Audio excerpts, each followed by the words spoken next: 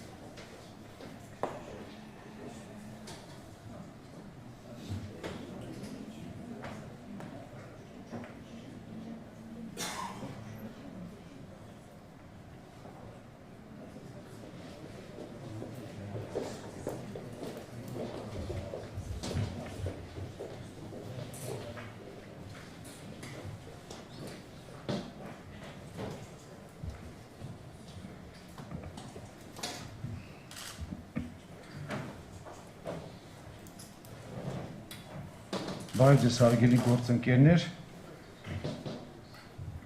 կարծես թե բոլորը արդեն հավաքվեցին, քանի տրանսպորտային համակարգը չկա, հա ոնց որ քիչ-քիչ ենք հավաքվում, հենց որ լինի, հուսում եմ ավելի արագ հավաքվենք մյուս անգամ։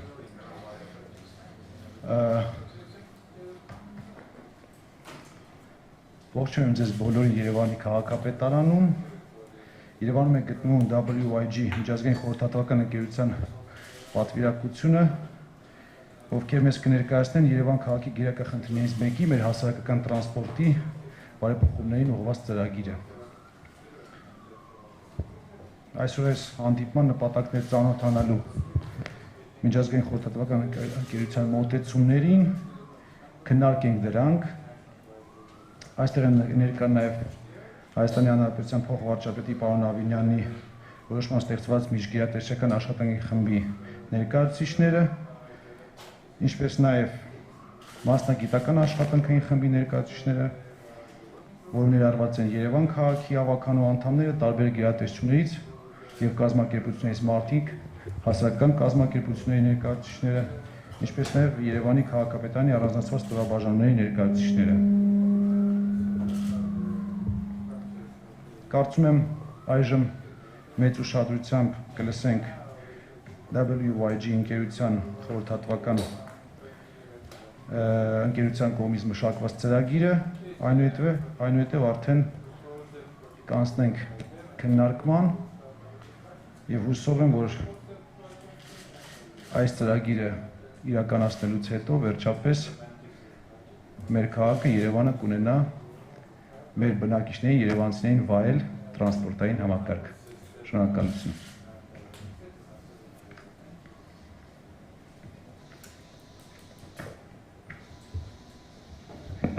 Good afternoon. I'm John Colclough from WYG. This is the culmination of a project started in 2017 with WYG working in partnership with Amelia, along with the support of the new administration. Over this period, we've produced 10 reports about the development of the new network and tariffing ticketing. And we'd like to thank the working group for their support and the reviews and the feedback provided.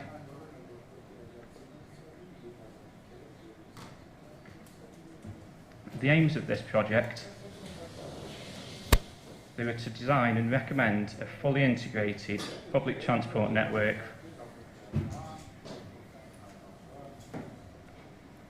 and this was to be supported by an integrated tariff system to provide a modern and flexible ticketing system.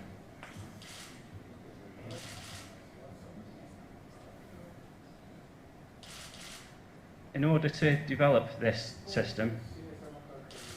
we were required to build a public transport model to allow us to effectively model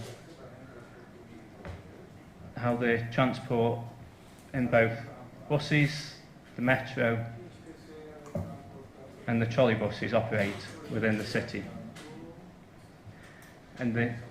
this was built at the start of the project to support the development and assess all of the impacts on the city of Yerevan. We used software called ME3, as this was to fit with the existing software owned by the municipality. Initially, we built a base network which reflected the current operation of the minibus and bus network, trolleybus and metro that's currently in operation.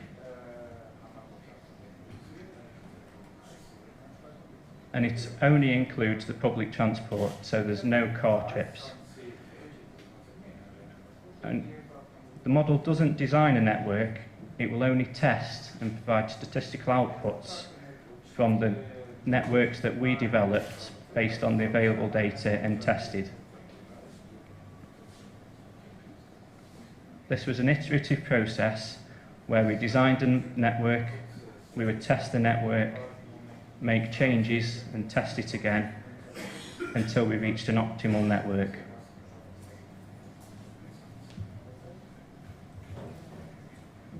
During the modelling process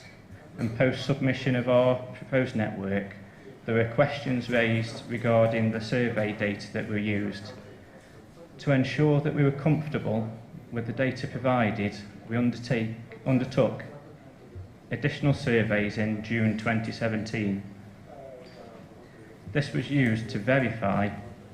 the December 2013 surveys that we'd been using. These surveys had been based on boarding and alighting on the trolleybus, bus and the minibus networks. The surveys that we did to review were based on 5 selected bus and minibus routes, which resulted in 10 routes being tested in total, which was 12 to 16 daily journeys. The results of these surveys showed that the passenger flows that we surveyed were in a similar range to the 2013 surveys. Long-term trends do show that December flows are higher than in June. This trend was not seen in the survey comparison though. We believe it could have been due to the closure of 16 of the bus routes between 2013 and 2017. The degree of passenger flow variations that we witnessed were within a logical range that may have been expected. So based on this survey comparison, there was no evidence to suggest that passenger demand had changed significantly on the routes surveyed. To further review, as well as the passenger demand, we also undertook an assessment of the demographic data for Yerevan to understand how this had changed since 2013. In conclusion, we saw a small increase in the overall population of the city by just over 1%. And the active population showed a very low increase at present, which will result latterly as these population ages. There was an increased income, but this was also influenced by currency devaluation, and so the net effect could have been slightly cancelled by this. One of the significant areas to note is the increase in registered vehicles and car ownership. This showed an increase of around 9%, and as a year-on-year expectation, in line with other cities, this can be expected to keep increasing unless sort of addressed by an alternative public transport system that gives passengers an option and a reason not to possibly increase the car use. The main conclusion from this was that the 2013 passenger surveys did form a reasonable and robust basis to be carrying out our assessment and modelling. The design principles that were used for the new integrated network are summarised. It was to do with network integration, which was maximising the use of the existing metro and trolleybus network and building upon that, because this also ensures that we can reduce emissions and noise through the use of the trolleybus and the metro. We defined the network by identifying key interchange points across the city. These interchange points were to be served by a core network and a feeder network, where the core network would use large buses in the 10 to 12 metre range or articulated buses of up to 15 metres. These would be high frequency so that passengers would not need to wait long for any of these services. Linking from the residential areas onto this core network would be feeder services. These would be operated by smaller midi buses, which are 7.5 to 10 metres. Minibuses have been excluded from the assessment unless specifically required to reach areas that are inaccessible from minibuses. These also would offer a high frequency and a medium to high frequency of service. Shown on the screen now is the existing infrastructure. This shows the existing trolleybus network in the metro stations. The metro stations are shown with the yellow dots. The interchange locations that were identified are shown in red, with the location in Apignac, in Sebastia Street, Gagarin and Zed Square, Sassant David Square at the station, in Nor and Barracamuchian Station. These were seen as key points where they were central to either a residential area and also linked in with the existing trolleybus and metro infrastructure.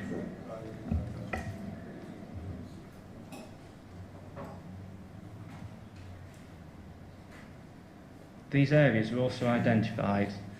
as they appeared to show there was potential for the development of the infrastructure required for an interchange location.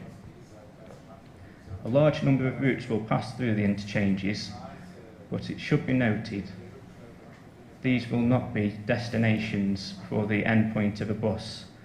so services won't be stopping at the end and require large parking areas at an interchange. Routes will only pass through the interchange points, stopping to collect and let passengers alight.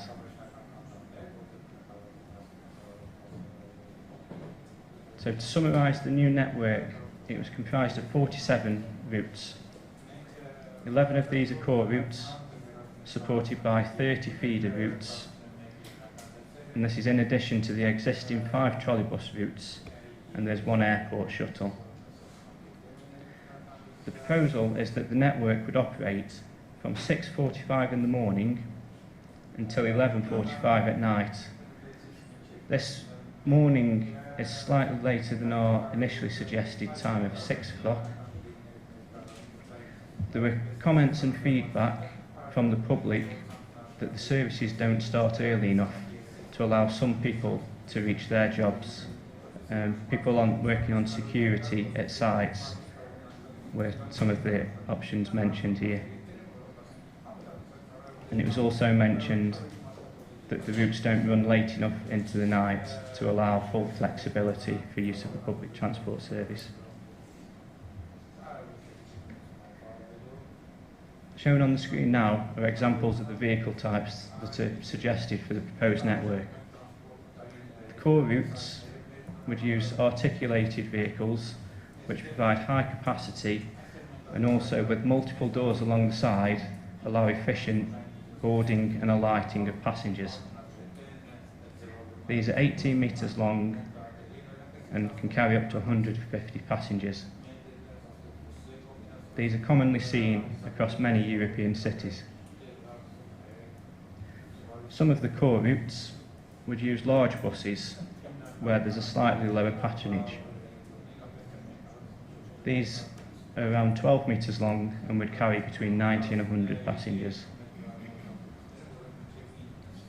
The smaller buses for the feeder routes, the midi buses shown at the bottom, these can carry around 50 passengers and are in the 7.5 to 8 metre range. So the vehicles have been associated to the routes based on the patronage that was modelled to provide the most efficient transport of passengers.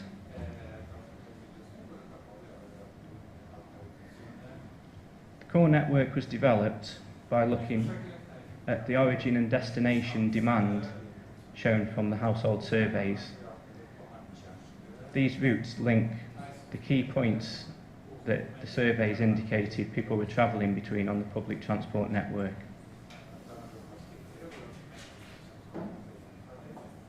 In addition to the core network, these were then supported by the local feeder routes that are shown in purple. These provide the high-frequency services around the residential areas to either complete a short journey on its own or provide access and linkages to the core network of buses, including also the trolleybus and the metro.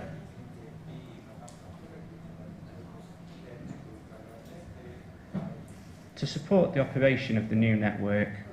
bus priority is also an important area. As can be seen in this picture, there are a number of buses shown and minibuses, but they're all stuck in the same traffic as the cars. By providing bus priority, more efficient and quicker journey times can be accessed by the bus traffic above the cars, making it a more accessible alternative.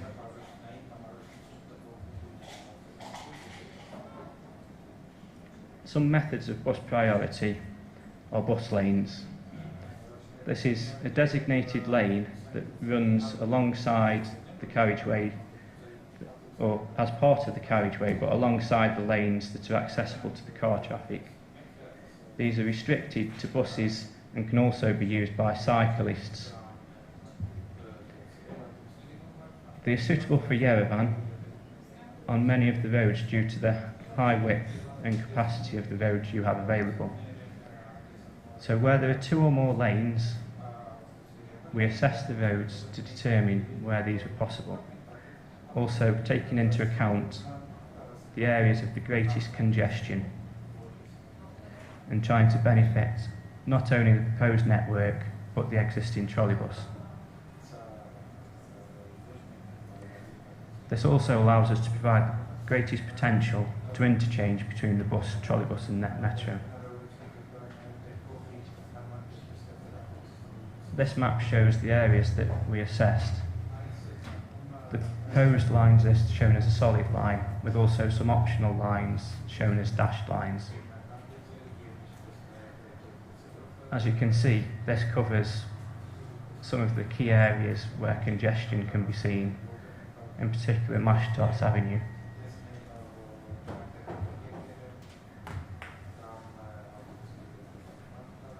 To support the bus lanes at junctions, it's also important to allow buses to access the junction in advance of other traffic. This can be done through what's known as a bus advance area, and this allows the buses to get priority at the traffic light area by restricting a small area from which the cars and the remaining traffic are held back.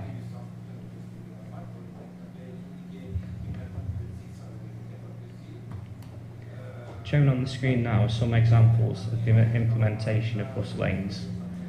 They can be clearly signed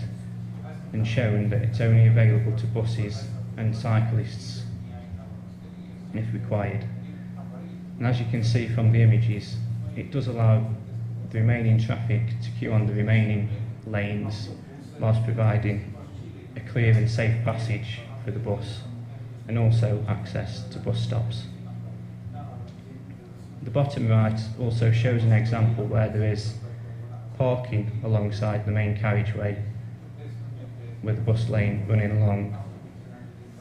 which is an example of how you could retain some of the existing on-street parking if required.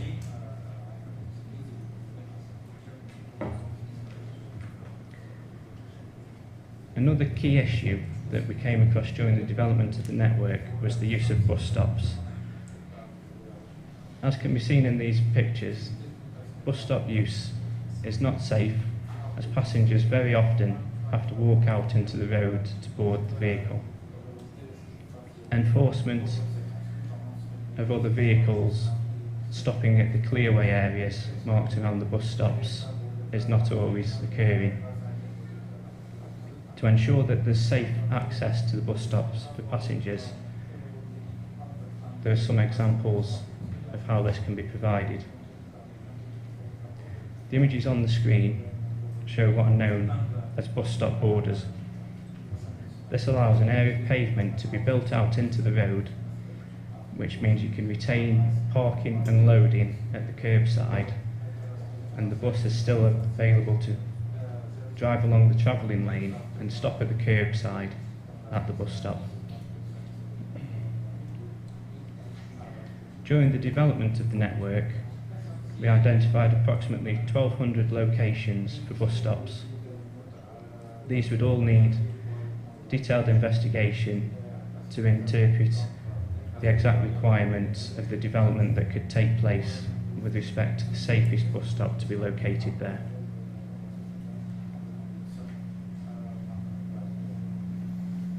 These images show the implementation of bus stop borders. On the top, you can see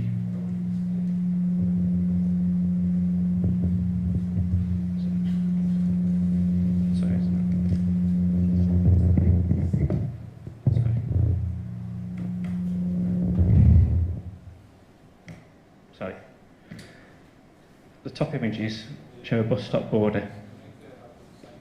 and the border stands away from the main pavement side and allows parking to occur at the standard curbside.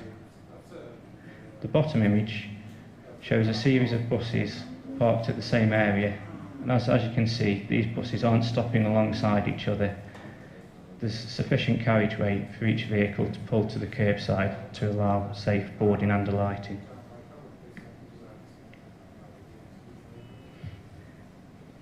As part of the bus stop assessment, We also looked at walking distances to the bus stops to ensure that all of the citizens of Yerevan will be within a reasonable walking distance. It's also noted that Yerevan has some very steep gradients, and so in some locations,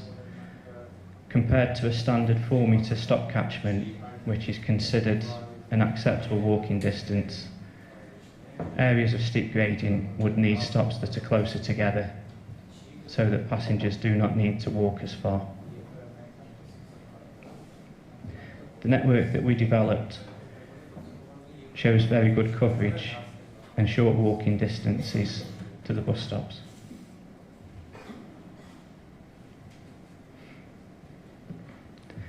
The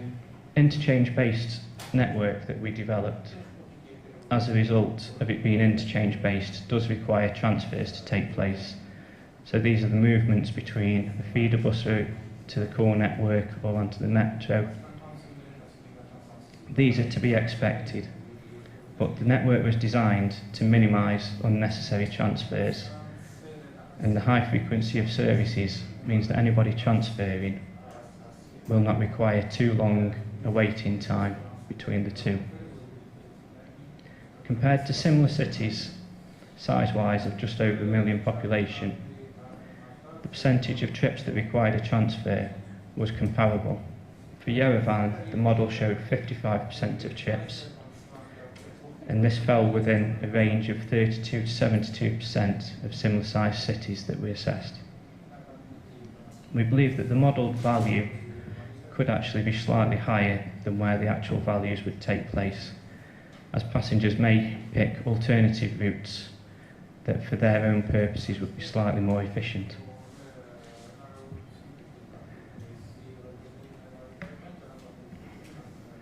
As part of the assessment, we were asked to look at the impacts of further reduction of transfers. There are, as I said, this was minimised as much as possible during the network design, so that we considered high-level impacts that could be caused if we tried to further reduce the transfers. There are some positives, which would be that there would be more direct journeys available, as is currently available in the network you have today. And potentially, it could increase patronage, but it could also have negative effects,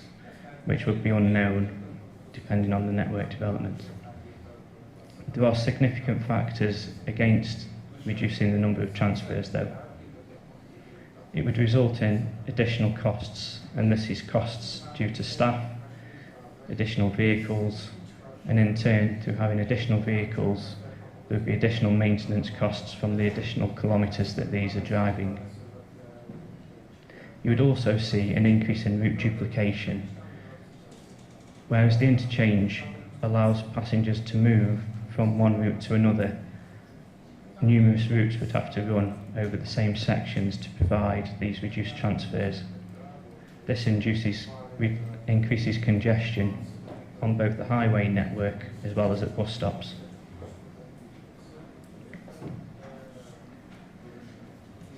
The passenger estimates that we were using to give you background were developed from the household survey undertaken in 2013.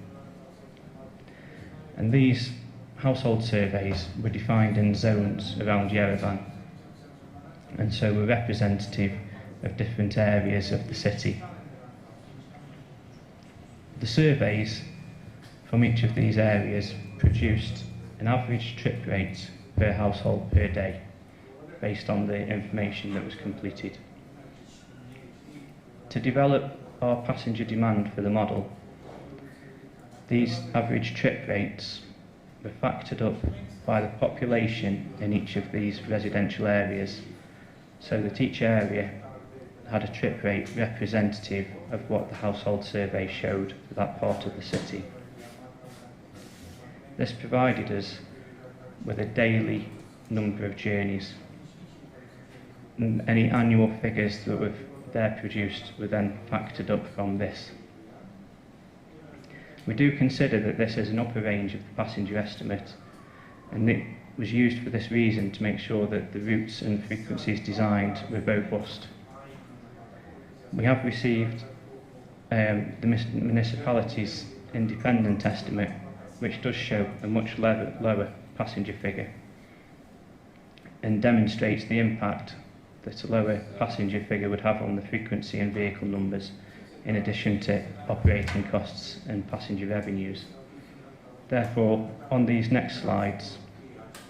we've provided the WYG figures as produced by ourselves, but also shown that this will fall within a range, and presented an estimate of the lower figures from the alternative passenger assumption.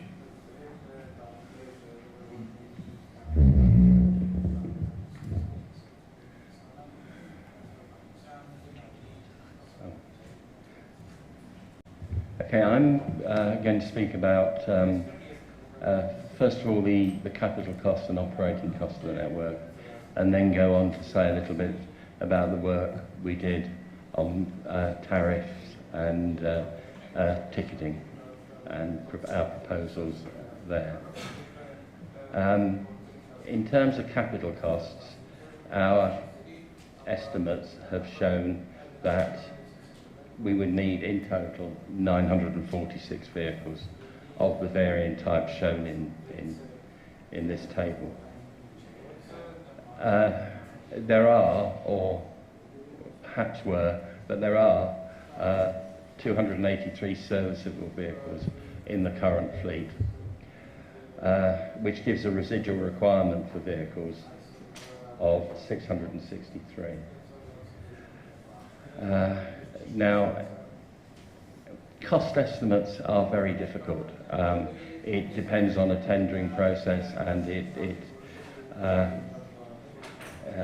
it depends on the exact specification of the vehicle and the quality of the vehicle being specified.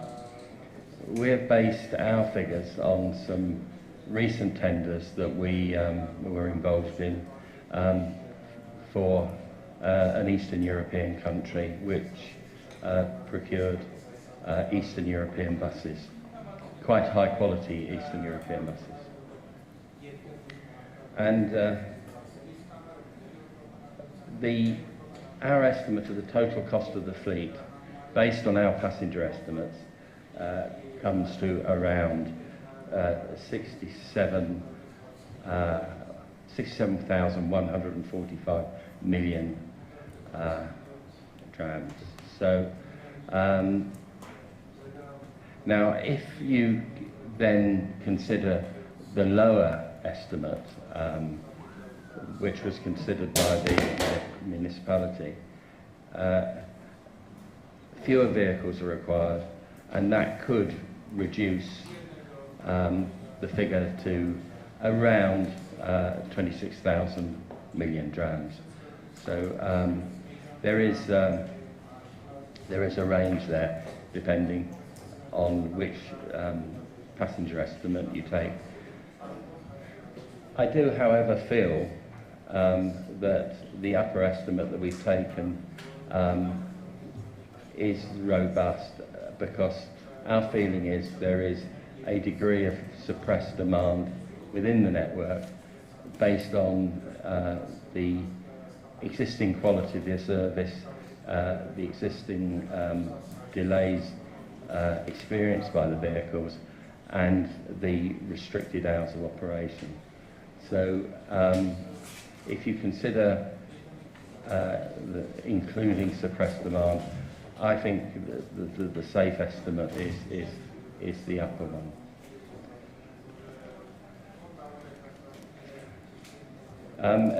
I should say, sorry, before moving on, that if you're looking at, that's for diesel buses, if you're looking at CNG buses, the current cost of purchasing the buses is 20 to 25% more. However, the operating cost is lower.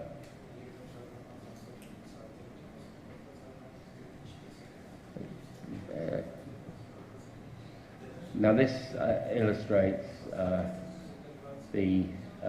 our estimates of operating costs, and it's important to emphasise that it does include proper depreciation provision so that the vehicles can be renewed on a periodic basis within the accounts. The costs we have used are based on Armenian wage rates and Armenian fuel rates and insurance, etc., and tyres. But the difficulty came with devising a maintenance cost because the level of maintenance for modern vehicles is different to the current fleet. So we have used a number of figures to estimate what the maintenance costs would be. So for the higher level of fleet, we estimate the annual operating costs of a diesel fleet would be around 28,000 million Armenian drams. If we look at CNG, that figure reduces from 28 to 25,000 million. So it can see that although the initial purchase price of CNG vehicles is higher, the ongoing operating costs, fuel and maintenance, is considerably lower. So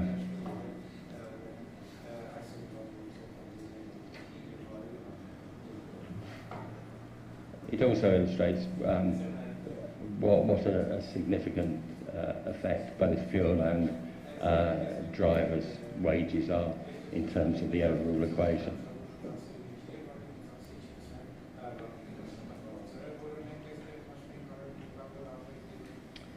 Moving on to tariff and ticketing, we looked at a number of different options, and there are a number of approaches possible.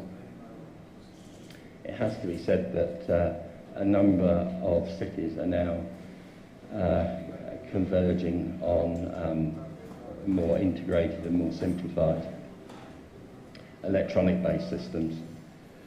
And also tariff and ticketing is an evolving process. You choose the technology, you choose an initial range, and then from then on the range of tickets can evolve depending on the comments and demands of the users and potential users. But our recommendation is a series of timed tickets. So basically, a ticket would be valid for, say, an hour, and you can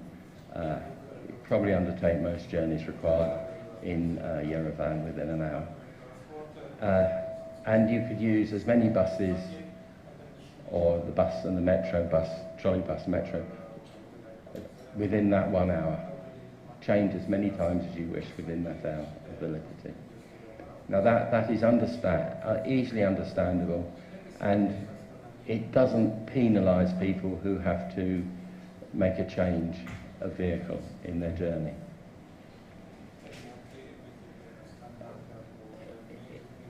The system also offers a simple transition from the existing system. So you go from an existing single payment on the bus to an existing single payment for the journey. So, and it lends itself well to automated ticket issuing and validation. And an important element is taking the driver out of the equation. So the driver would not be involved in issuing or checking tickets. This speeds up boarding times, which is very important because slow boarding is a major cause of delay in bus networks, and reduces the potential for fraud. This would require ticket inspection by inspectors, but again, this is, with the time ticket system, this is simple and efficient. And it allows the production of a number of different ticketing products based on the fundamental time ticket.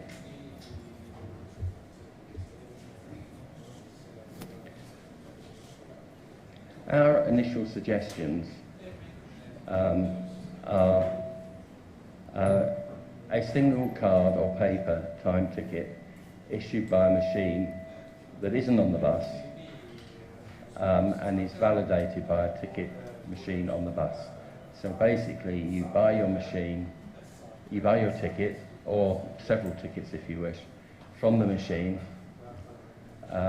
and when you validate it on the first vehicle, your 1 hour starts.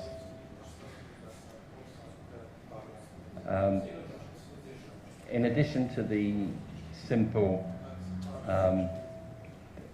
one-issue time ticket, we were suggesting a non-personalised smart card, which would perhaps have 10 or 20 journeys on it, and that would be simply validated by a smart card reader on the bus, and it would take one journey off every time you used it. For more regular travellers, you could have a personalised smart card that would have name and photograph on it, and these could be reloaded with journeys, so either via the internet or through an outlet, a shop, a kiosk. You could load more journeys onto it for travel for 1 week or perhaps 1 month. It's usual to offer a discount for these longer term advance payment tickets. And finally, there would be a personalised card for concessionary travel holders, which is important because it would then record every single journey concessionary card holders make, which is currently impossible,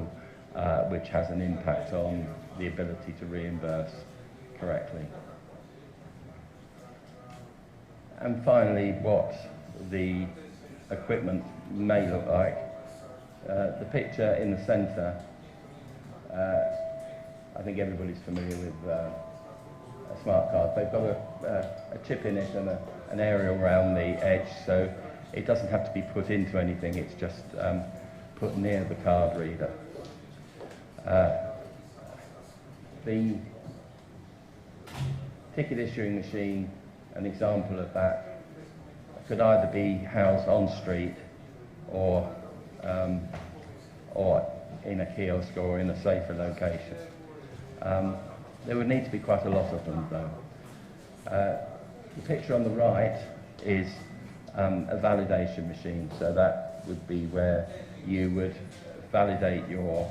hourly ticket or cancel your smart card.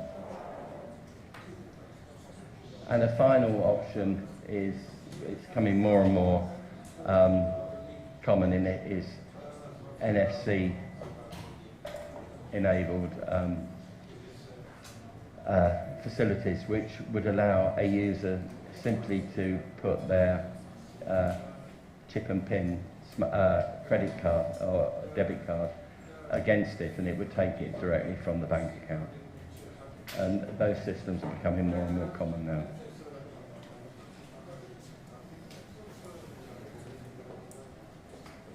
So in summary, that's our ideas and proposals for a fairly simple, easily understood, but fully integrated ticketing system for the network.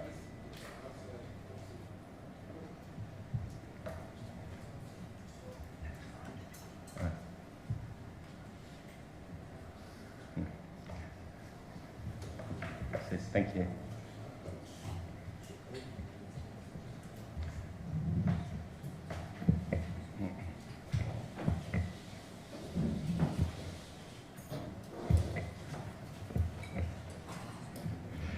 Շատ շնորհակալ եմ, պարոն Հայկ։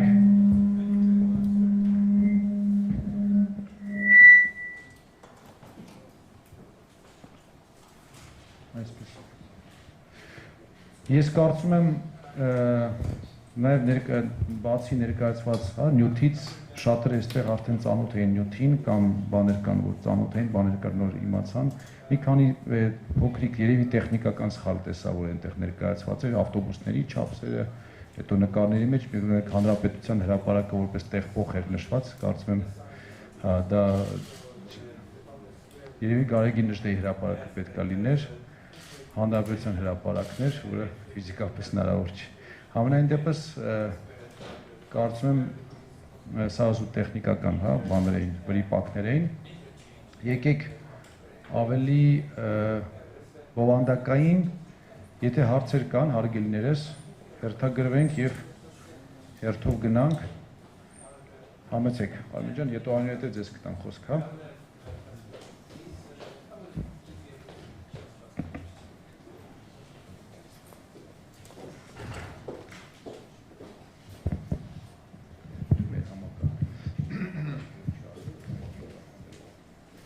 Հարգելի պարոն քաղաքապետ, հարգելի գործընկերներ,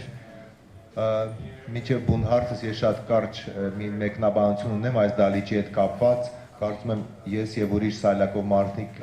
էլի անելիք կունենանք այս դահլիճում եւ չնայած քաղաքապետարանի աշխատակիցները բարեհամբույր դեպով միշտ օգնում են բարձրացնում են 4-րդ հարգից 5-րդ աստիճաններով, բայց կարծում եմ 21-րդ դարում կարելի է գտնել ավելի գեղեցիկ տեխնիկական լուծում։ Հիմա բուն այդ հաղորդման մասին ես մնում եմ իմ կոմպետենտության շրջանակներում, իսկ իմ կոմպետենտությունը այս դեպքում դա հաշմանդամություն ունեցող անձանց եւ այդ թվում սայլակ օգտագործող անձանց համար տրանսպորտի մատչելիությունն է, ֆիզիկական մատչելիությունը եւ այստեղ ինձ մոտ երկու հարց առաջացավ խորհրդատուին։ Առաջինը, երբ որ տեսա այդ ավտոբուսների լուսանկարը, 3 ավտոբուսներ ընդեղ նկարված, համակցված մեծ ու միջին չափսերի կարծեմ, հասկանում եմ, որ ընդամենը լուսանկար է, դա չի նշանակում, որ հենց այդպիսի ավտոբուսներ են առաջարկում, բայց նկատեցի, որ ներքևի այդ փոքր ավտոբուսը միանշանակ հարմարեցված չի կարող լինել սայլակ օգտագործող ուղևորների համար, կարծում եմ նոր մոդելի գործարկման համար անընդունելի է եւ ուզում եմ դրա բարձաբանումը եւ նաեւ քանի որ ցանց է առաջարկվում եւ ցանցի մեջ ներառվում է մետրոն եւս, որը ցավոք սրտի չգիտեմ երբ կլինի հարմարեցված կամ մատչելի սայլակ օգտագործող ուղևորների համար, ուզում եմ հասկանամ ինչ որ ընտրանքային լուծումներ նախատեսվում են այդ տեղ փոխի համար, որտեղ մետրոն ինչ որ կարևոր դեր է կատարում։ Շնորհակալություն։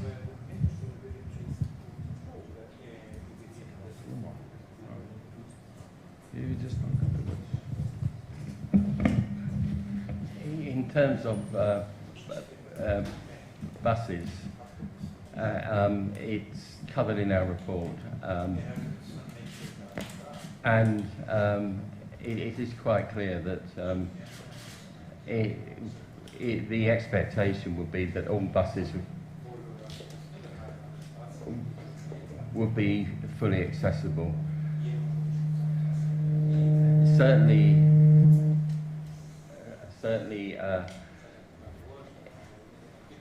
in the UK and increasingly across Europe, all new vehicles purchased for use on public service have to be fully accessible.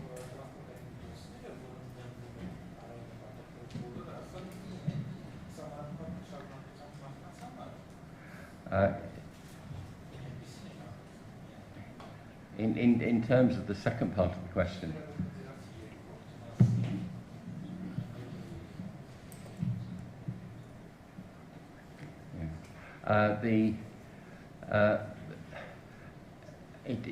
Clearly the capital investment that will be required to make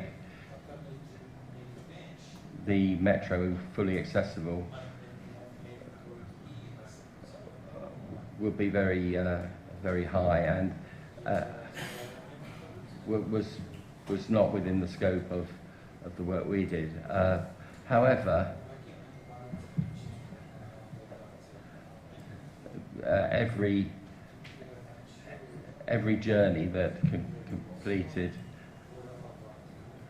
by metro can also be completed on a bus route within the new network.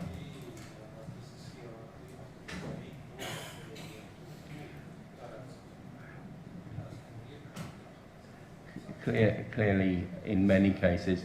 not as fast or as efficiently, but it's still possible.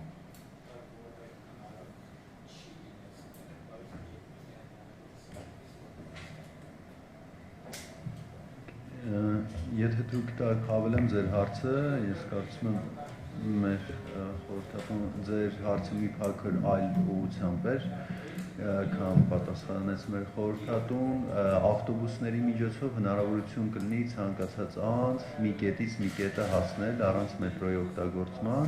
բայց ձեր բարձրացած հարցի դեպքում, եթե պետք է կամ ցանկություն կա քաղաքացու մոտ, որ պարտադիր մետրոյից օգտվի, այդ դեպքում այս պայմանությամբ դեռ տեխնիկական լուծումներ չկան, բայց շարժման հասանելիությունը յուրաքանչյուր քաղաքացու հնարավորություն կտրվի ավտոբուսների միջոցով իրականացնելու։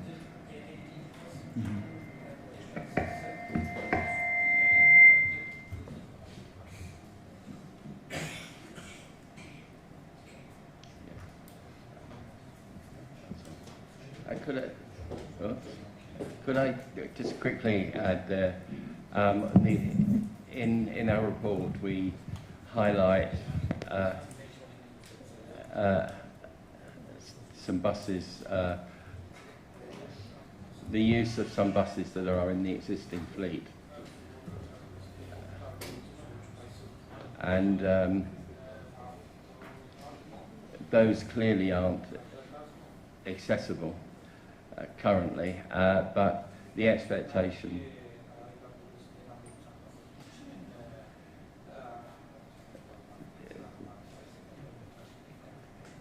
the expectation would be that they would be operated on routes with accessible buses.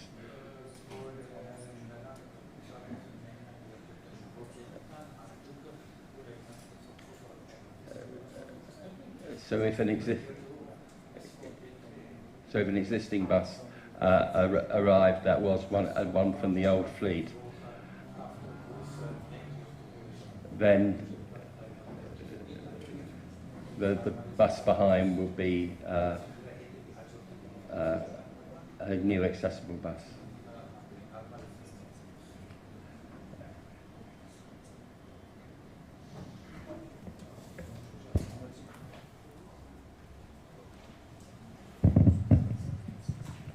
Armen Պողոսյան, Հայաստանի Սպառողների ասոցիացիա։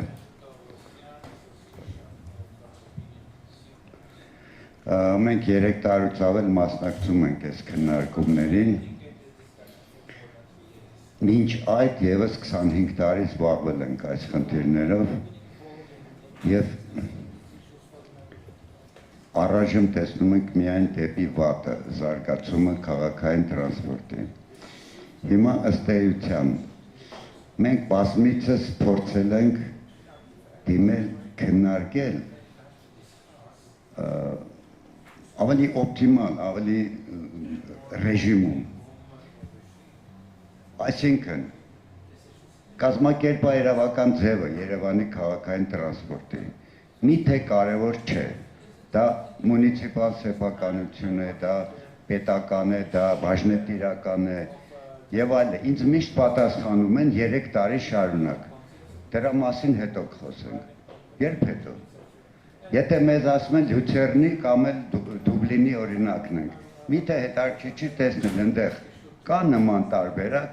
մունիցիպալ կամ բաժնետիրական սեփականություն։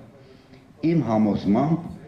եթե դա լինի բաժնետիրական ընկերություն, բաժնետիրական ընկերությունը կհրավիրի կառավարող կազմակերպություն։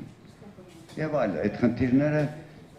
եթե նույնիսկ ես սխալ եմ, դա պետք է քննարկվեր, որպեսզի ավելորդ մենք էներգիա եւ ներվեր չծախսենք։ Հաջորդը գնի, սակագնի, երթևեկության սակագնի դինամիկան։ Իմ համոզմամբ եւ մեր ուսումնասիրություններով պարզ երևում է, որ այն ավտոբուսը, որ մենք պետք է ներկրենք, ամենակիչը 15 անգամ թանկ է հիմիկվա վազող միկրոավտոբուսներից եւ շահագործման ծախսերը նույնպես։ Եվ չմոռանանք, որ հիմա 1 վարորդ աշխատում է 12 ժամ, իսկ օրինականը այն է, որ 2 վարորդ աշխատեն, նաեւ այդ կողմից էլ ծախսերը ավելանում են։ Հիմա մեր տրանսպորտի սակագինը բարձրանալու է, թե չէ, բոլոր ֆակտորները դեպի նորից ինձ ասում են, այդ հետո, երբ որ կհաստատենք,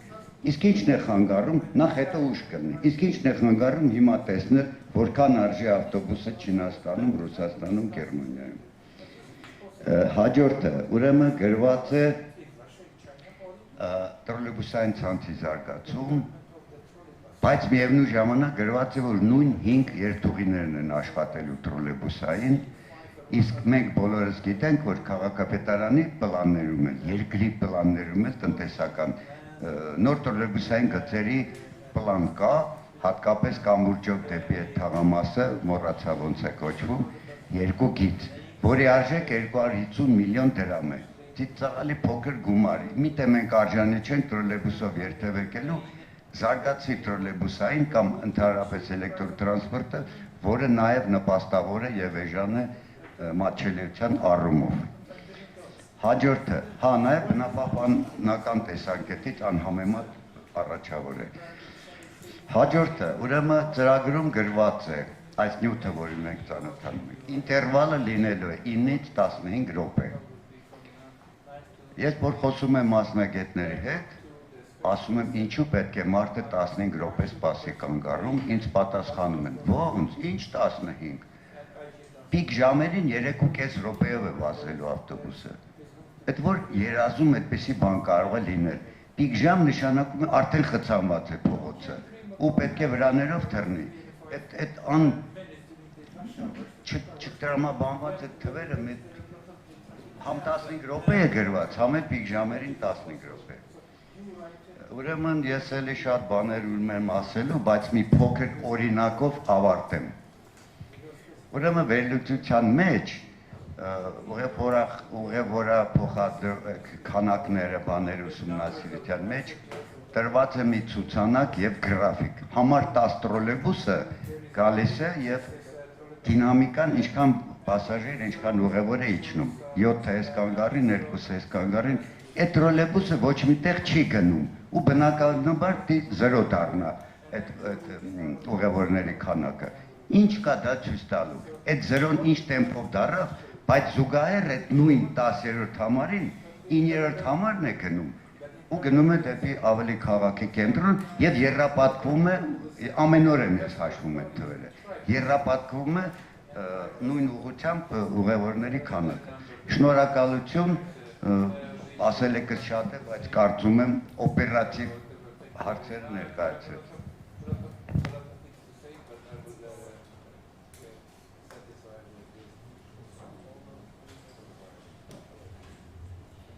Շնորհակալություն հարցերի համար, ձեր հարցերը բավականին շատ էին։ Ինչ վերաբերում է պիկ ժամերին, որ 9-ից 15 րոպե է լինելու եւ 9-ից 15 րոպե է նախատեսված ցանցում եւ պիկ ժամերին ավելի քիչ է լինելու, դա այն տրամաբանությունն է դրված մեջը, որ մենք ունենալու ենք առանձին փողոցներ, որտեղ աշխատելու են ավտոբուսների համար առանձնացված գծեր։ Եվ այս պրոյեկտը մենք կարողանանք իրականացնել միայն այն տրամաբանության շրջանակում, երբ որ հանրային տրանսպորտը լինի գերակա եւ առաջնային տեղը տրվի հանրային տրանսպորտին։ Այդ տրամաբանությունն է դրված եւ այն իմպլեմենտացիա անելուց պետք է առաջնորդվենք այդ մտքով։ Ինչ վերաբերվում է տրոլեյբուսներին, այո, Երևան քաղաքահասպետարությամբ ունի 5 երթուղի տրոլեյբուսների, որոնք ցանցում ներառված են եւ մենք առանձին վերլուծություններ ունեինք, որը հնարավորություն էր տալի Երևան քաղաքին նաեւ 5-ով ավելացնել։ Բացի այդ, հիմա ինչպես գիտեք, կան նաեւ այնպիսի տրոլեյբուսներ, որոնց արժեքը ճիշտ է թանկ է, քան սովորական տրոլեյբուսները, բայց իրենք մարդկոցով լիցքավորվում են եւ օրինակի համար հնարավորություն կարող են տալ կոմիտասով բարձրացող տրոլեյբուսը ձախթեքվի դեպի Դավթաշեն, քաղաքացիներին վերցնի, նորից գա միանա ինքը ցանցին, այստեղ առանձին վերլուծություն է հարկավոր տրոլեյբուսային ցանցի համար, քանի որ տարիների ընթացքում տրոլեյբուսային ցանցում կապիտալ ներդրումներ չեն իրականացվել, մենք ունենք որոշ ենթակայաններ, որոշ գծեր, եւ պետք է հասկանանք, թե այն ներդրումների չափը ինչքանով է համադրելի նոր տրանսպորտային ցանցում ներդրումներ իրականացնելու հետ կապված։ Դուք նաեւ խոսեցիք, որ դա լինի մունիցիպալ, կամ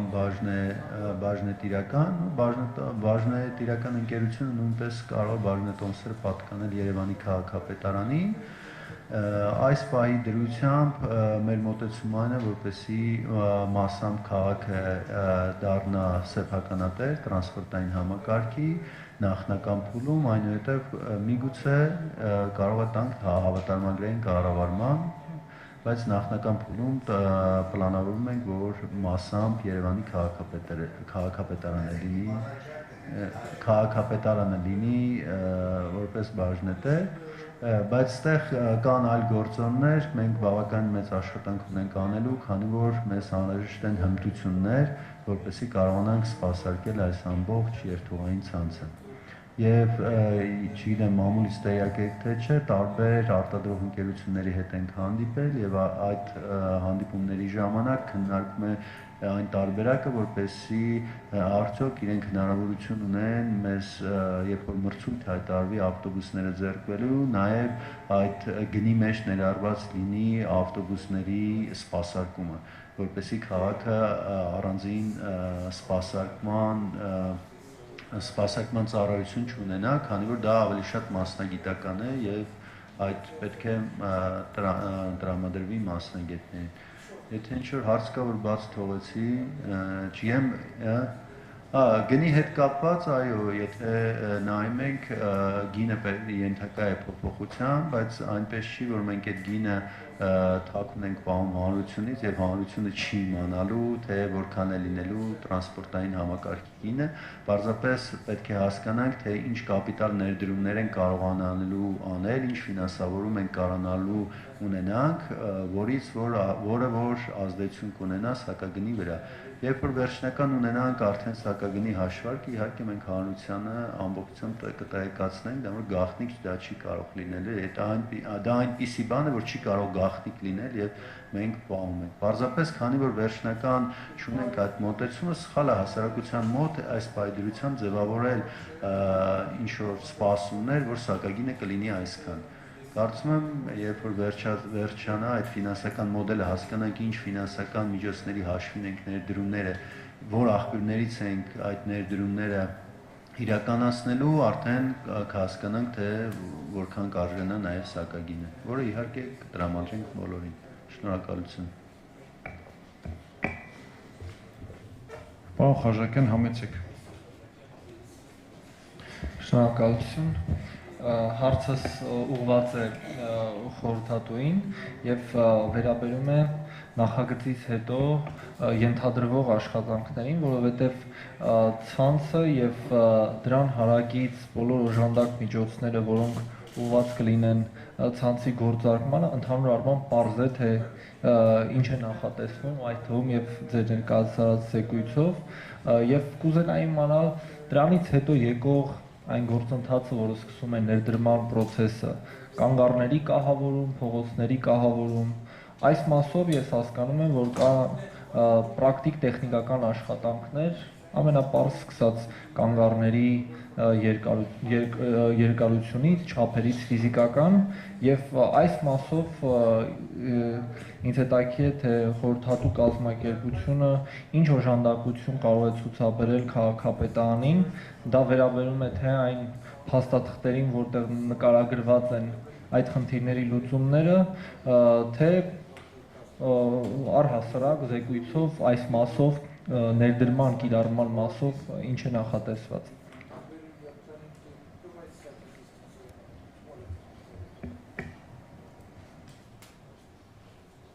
Currently, what we presented today marks the end of our current assignment.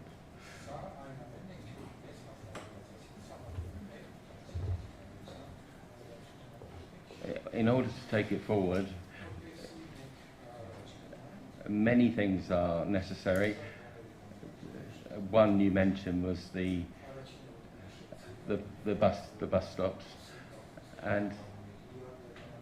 a detailed design exercise needs to be taken, made on each of the sites.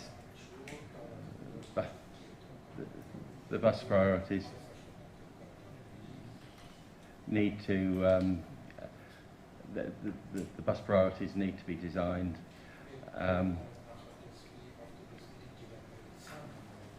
and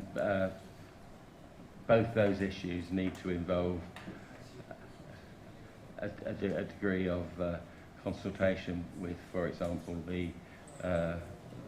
traffic police and the transport department. But on the actual implementation side, once a strategy has been agreed by the municipality, it is then necessary to put in place a project plan which involves the development of the organisation to operate the vehicles, and a procurement exercise to specify and procure the vehicles.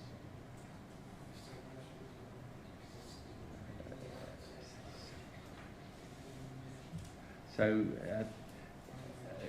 that's just to mention a few things there. There's a lot of complex work that's now required to take the plan forward.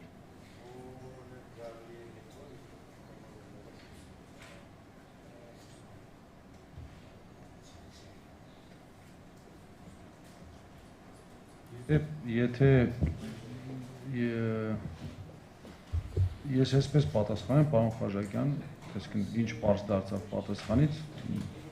այսինքն ընկերությունը բացի այս ամեն ինչից ինչ որ մեզ ներկայացրեց, էլ ոչինչ մեզ համար չի անելու։ Եթե մենք ուզում ենք նոր ծառայություններ, ապա սա նոր պայմանագիր պետք է լինի, նոր ծառայությունների գնում պետք է լինի։ Սա մասին է խոսքը այսինքն։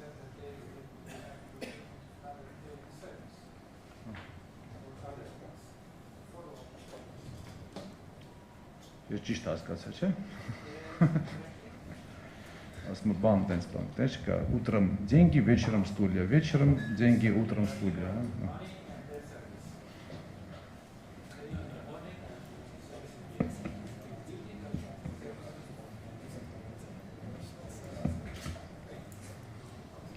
Շնորհակալություն հարգելի քաղաքապետ, հարցս խորհրդատուին է ուղղված։ Thank you so much for a comprehensive presentation. We also had the opportunity to review the report. I had two questions. I represent the Ministry of Environment, so my two questions are pertaining mostly to environment. The first question is on the slides that you showed, the bus lane that you suggesting. Also, from the suggestion on the slide, is intending to incorporate cycling traffic as well. Is that something that is also recommended and suggested to incorporate, because we have a growing population of cyclists in the city, as well as a potential population growth for scooters and other micro-mobility? And the second question is, in the report there is a significant drop in the overall run of the vehicles, and the fleet is reducing significantly, which is very good news for us, because as we know, the pollution in the city comes significantly from the transportation. So have you had a chance to also provide the data on the CO2 reduction as a result of this? We would really appreciate that if that's something that could be presented to us in the framework of the contract and the project that you've done. Thank you.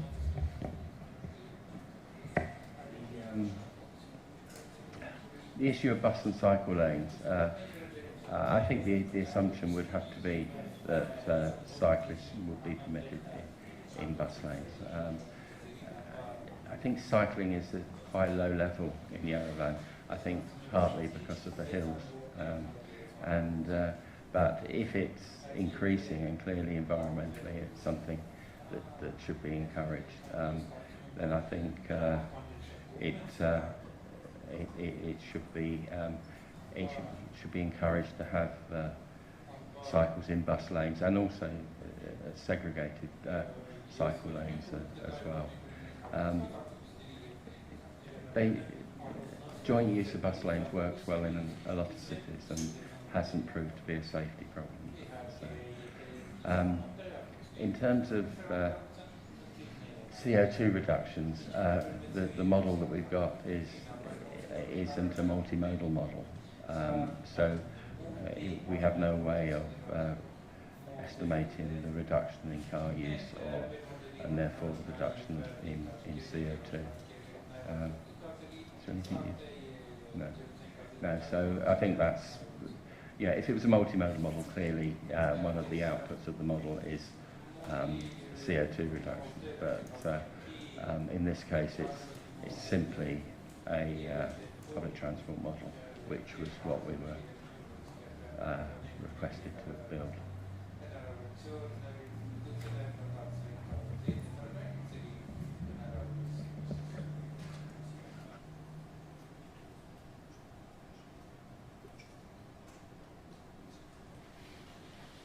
Պարոն քաղաքապետ,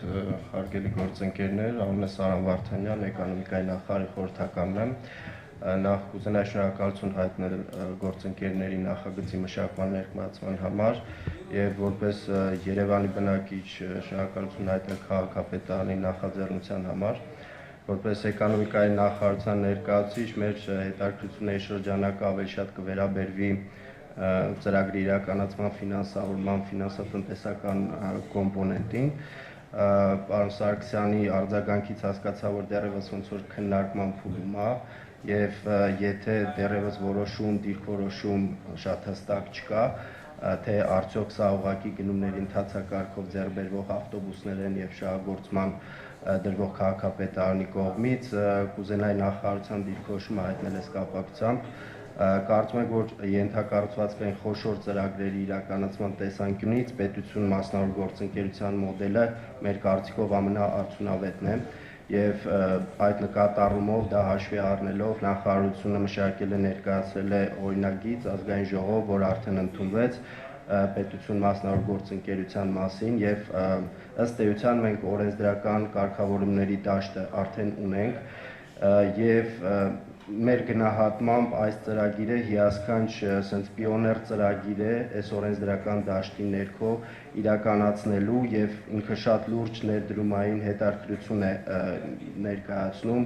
ինչպես ավտոբուսների մասով, այնպես էլ կանգառների մասով, բավականաչափ շատ ներդրումային ծրագրեր ունենք Երևան քաղաքում կանգառների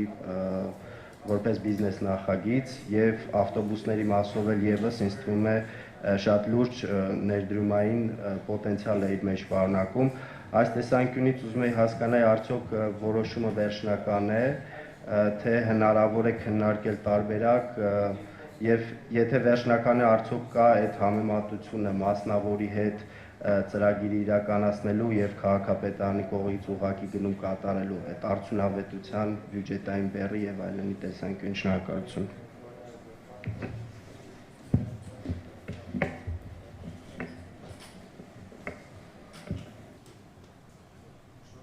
Շնորհակալ եմ հարցի համար, շատ ճիշտ եւ ժամանակին հարց է։ Նախ ասեմ, որ այն ինչ որ ներկայացված է, սա ուղղակի ծրագիր է,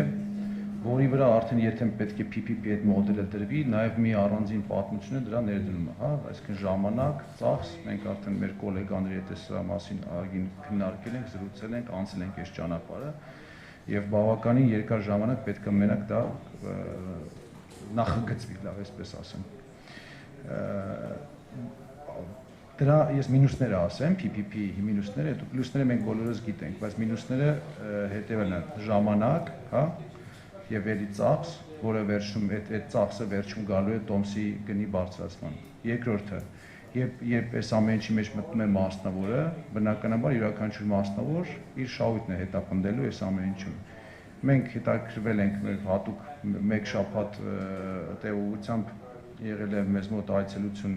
Չեխիայի Հանրապետություն, ուսումնասիրվել է այնտեղի տրանսպորտային համակարգը եւ այնտեղի գրեթե բոլոր օպերատորները 10% շահույթ են հետապնդել, այսինքն 10%-ով բավարարվել են Եվրոպայի կենտրոնում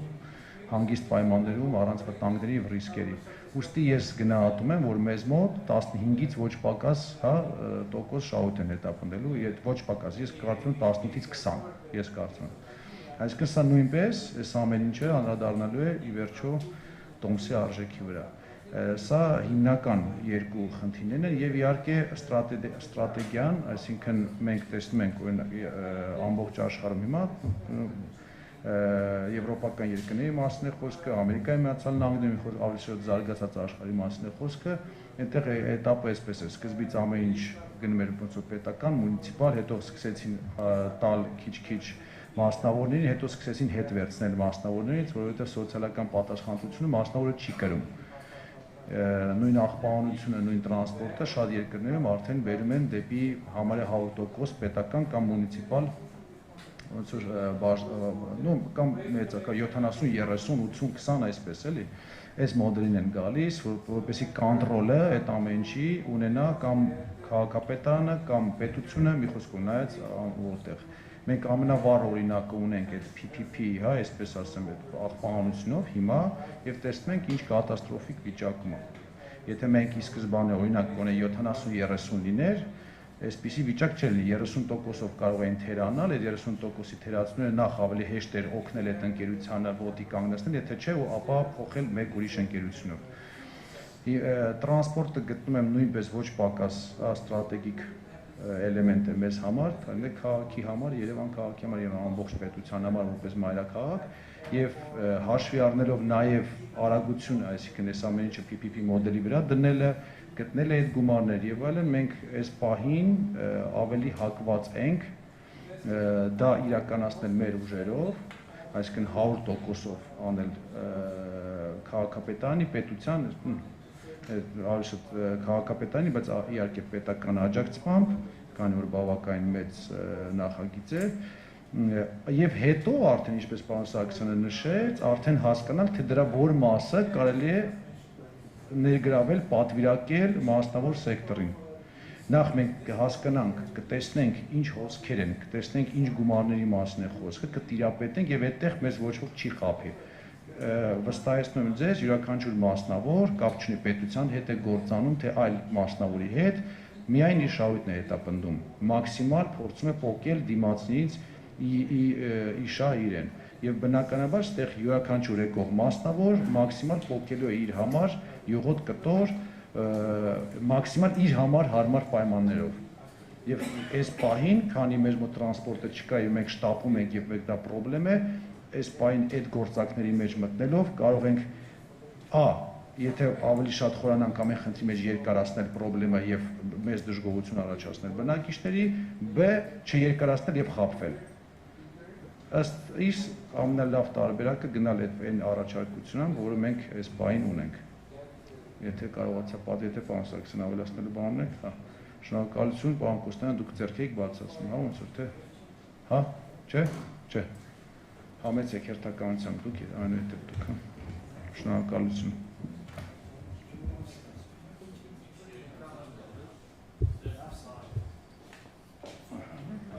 Շնորհակալություն, Հայկ Մարությանը, ազգային պոլիտեխնիկական համալսարան։ Ինձ հետևյալ հարցն է հետաքրքրում։ Երբ որ մենք ներդրումների ծավալ ենք փորձում հաշվել, այնտեղ առաջինը ամորտիզացիոն հատկացումները հաշվի չեն կարել։ 300 կամ ավել թվով ավտոբուսների ձեռքբերումը սա միանգամյա գործունեություն չի, շարունակական է։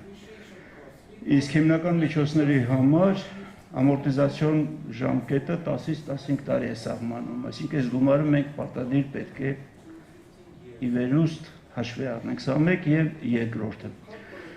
Մենք առանցքում այս ծրագրի դրել ենք մեկ խնդիր,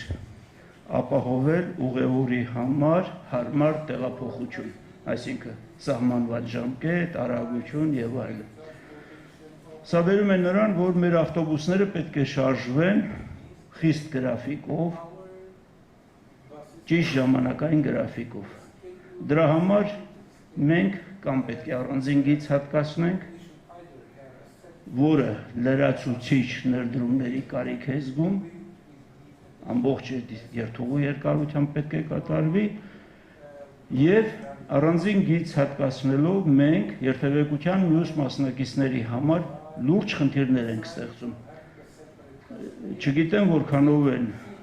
խորհրդատուները ուսումնասիրել կամ քաղաքապետարանը այդ երթուղիների երկարությամբ այսօր ինչպիսի ծանրաբեռնվածություն կա։ Սա խնդիր է, որ մեր առաջ պիտի որ կանգնի։ Իսկ եթե հատուկ գիծ չենք ստեղծում, ազատ ենք թողում, այդ դեպքում հիմնական խնդիրը չենք լուծելու։ Ավտոբուսը երբեք ժամանակին չի գալու։ Առավել ևս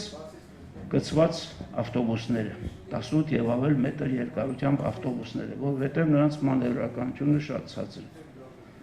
Ես մի քանի անգամ այս հանձնաժողովում այս հարցը բարձրացրել եմ, որ սա չի կարելի առանձին առանց մյուս երթևեկության մասնակիցների վիճակի ուսումնասիրության տանել միջև վերջ։ Պետք է զուգահեռ տարվի։ Եվ ուզում եմ սա արդեն առաջարկության ձևով ոչ թե մտավախություն է ինձ մոտ։ Որքան էլ մեր հիմնական նպատակը պայմանները լավացնել, որպեսզի մարդիկ գնան դեպի հասարակական տրանսպորտ, այսօր ձևավորված մի խնդիր կա, որ տաքսի ծառայությունը, որը դռից դուր փոխադրում է իրականացնում, տնից տանում է համալսարան։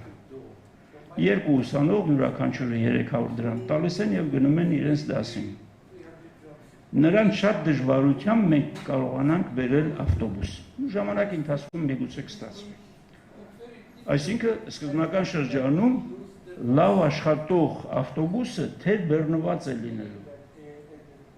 որը մեր ծախսերի մեջ մենք պետք է ժամանակային հատվածում հաշվի առնենք։ Եթե ուսումնասիրություն կատարեք, մարդատար ավտոմոբիլների 50%-ից ավելը միմիայն վարորդն է Երևանում երթևեկող մեքենաներից։ Մյուս 20-25%-ը երկու մարդ են վարորդ եւ մի ուղևոր։ Այդ մնացածը արդեն մի քանի մարդ։ Սա արդեն դարձել է սովորույթ, տրադիցիա, որը պետք է ժամանակի ընթացքում հաղթահարենք։ Ես կառաջարկեի, որ մեր ուսումնասիրությունների հիմնավորումների մեջ սա անպատճառ նկատի ունենանք։ Շնորհակալ եմ։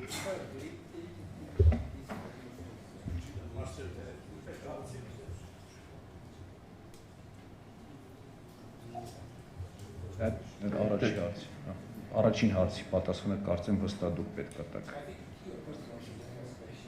First question was for you. The first issue was depreciation. And as I understand what you were saying is that we should not be including depreciation in our operating costs. Oh, we should. Sorry, I missed. Well, we have included depreciation because clearly, as you said, to have adequate depreciation provision is essential to the continuity of the service. The network will be starting already with some older buses that are still serviceable, which would need replacing, and then in the fullness of time the newer buses will need depreciating, and you're talking about 12 to 15 years for a full-size bus, much less for a minibus or a minibus, probably. Certainly around 5 years, possibly 8 years for a minibus. So yes, depreciation provision is included, and it's essential. The second point was related to bus priorities. I mean, yes, it clearly needs to be looked at in detail, but in general and in a lot of places, the issue is not road capacity, it's junction capacity.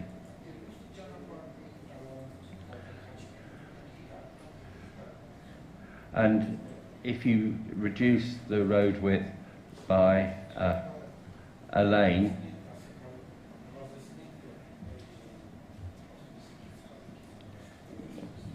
you increase the length of the queue, but you don't decrease the amount of traffic that can get through the junction. So bus priorities that are well designed don't need to significantly increase congestion.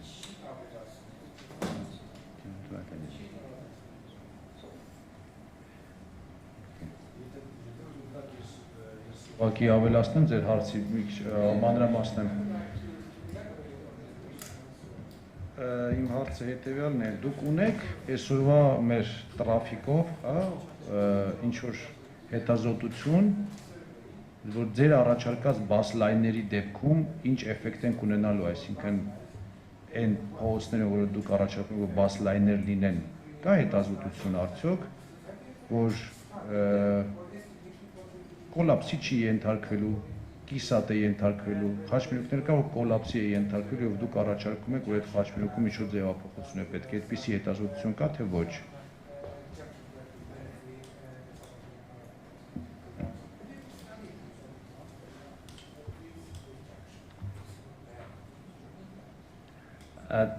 The answer is no, not in detail, but yes, we one of our traffic engineers, a very experienced traffic engineer, spent more than a week here looking at all the roads and all the junctions, and our proposals are based on his recommendations.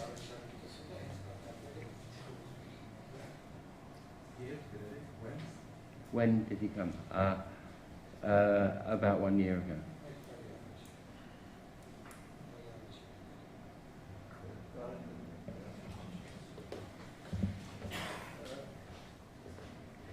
Միգուցե եկեք տանք հնարավորություն Հենց է կոնկրետ հարցին այս հարցին, հա, եթե այս հարցին արձագանք որպես Իսկ Հայաստանում որևիցե փորձված ինժեների հետ ձեր ինժեները հանդիպել է, խորհրդակցել է, կարծիք հարցրել է, թե ոչ։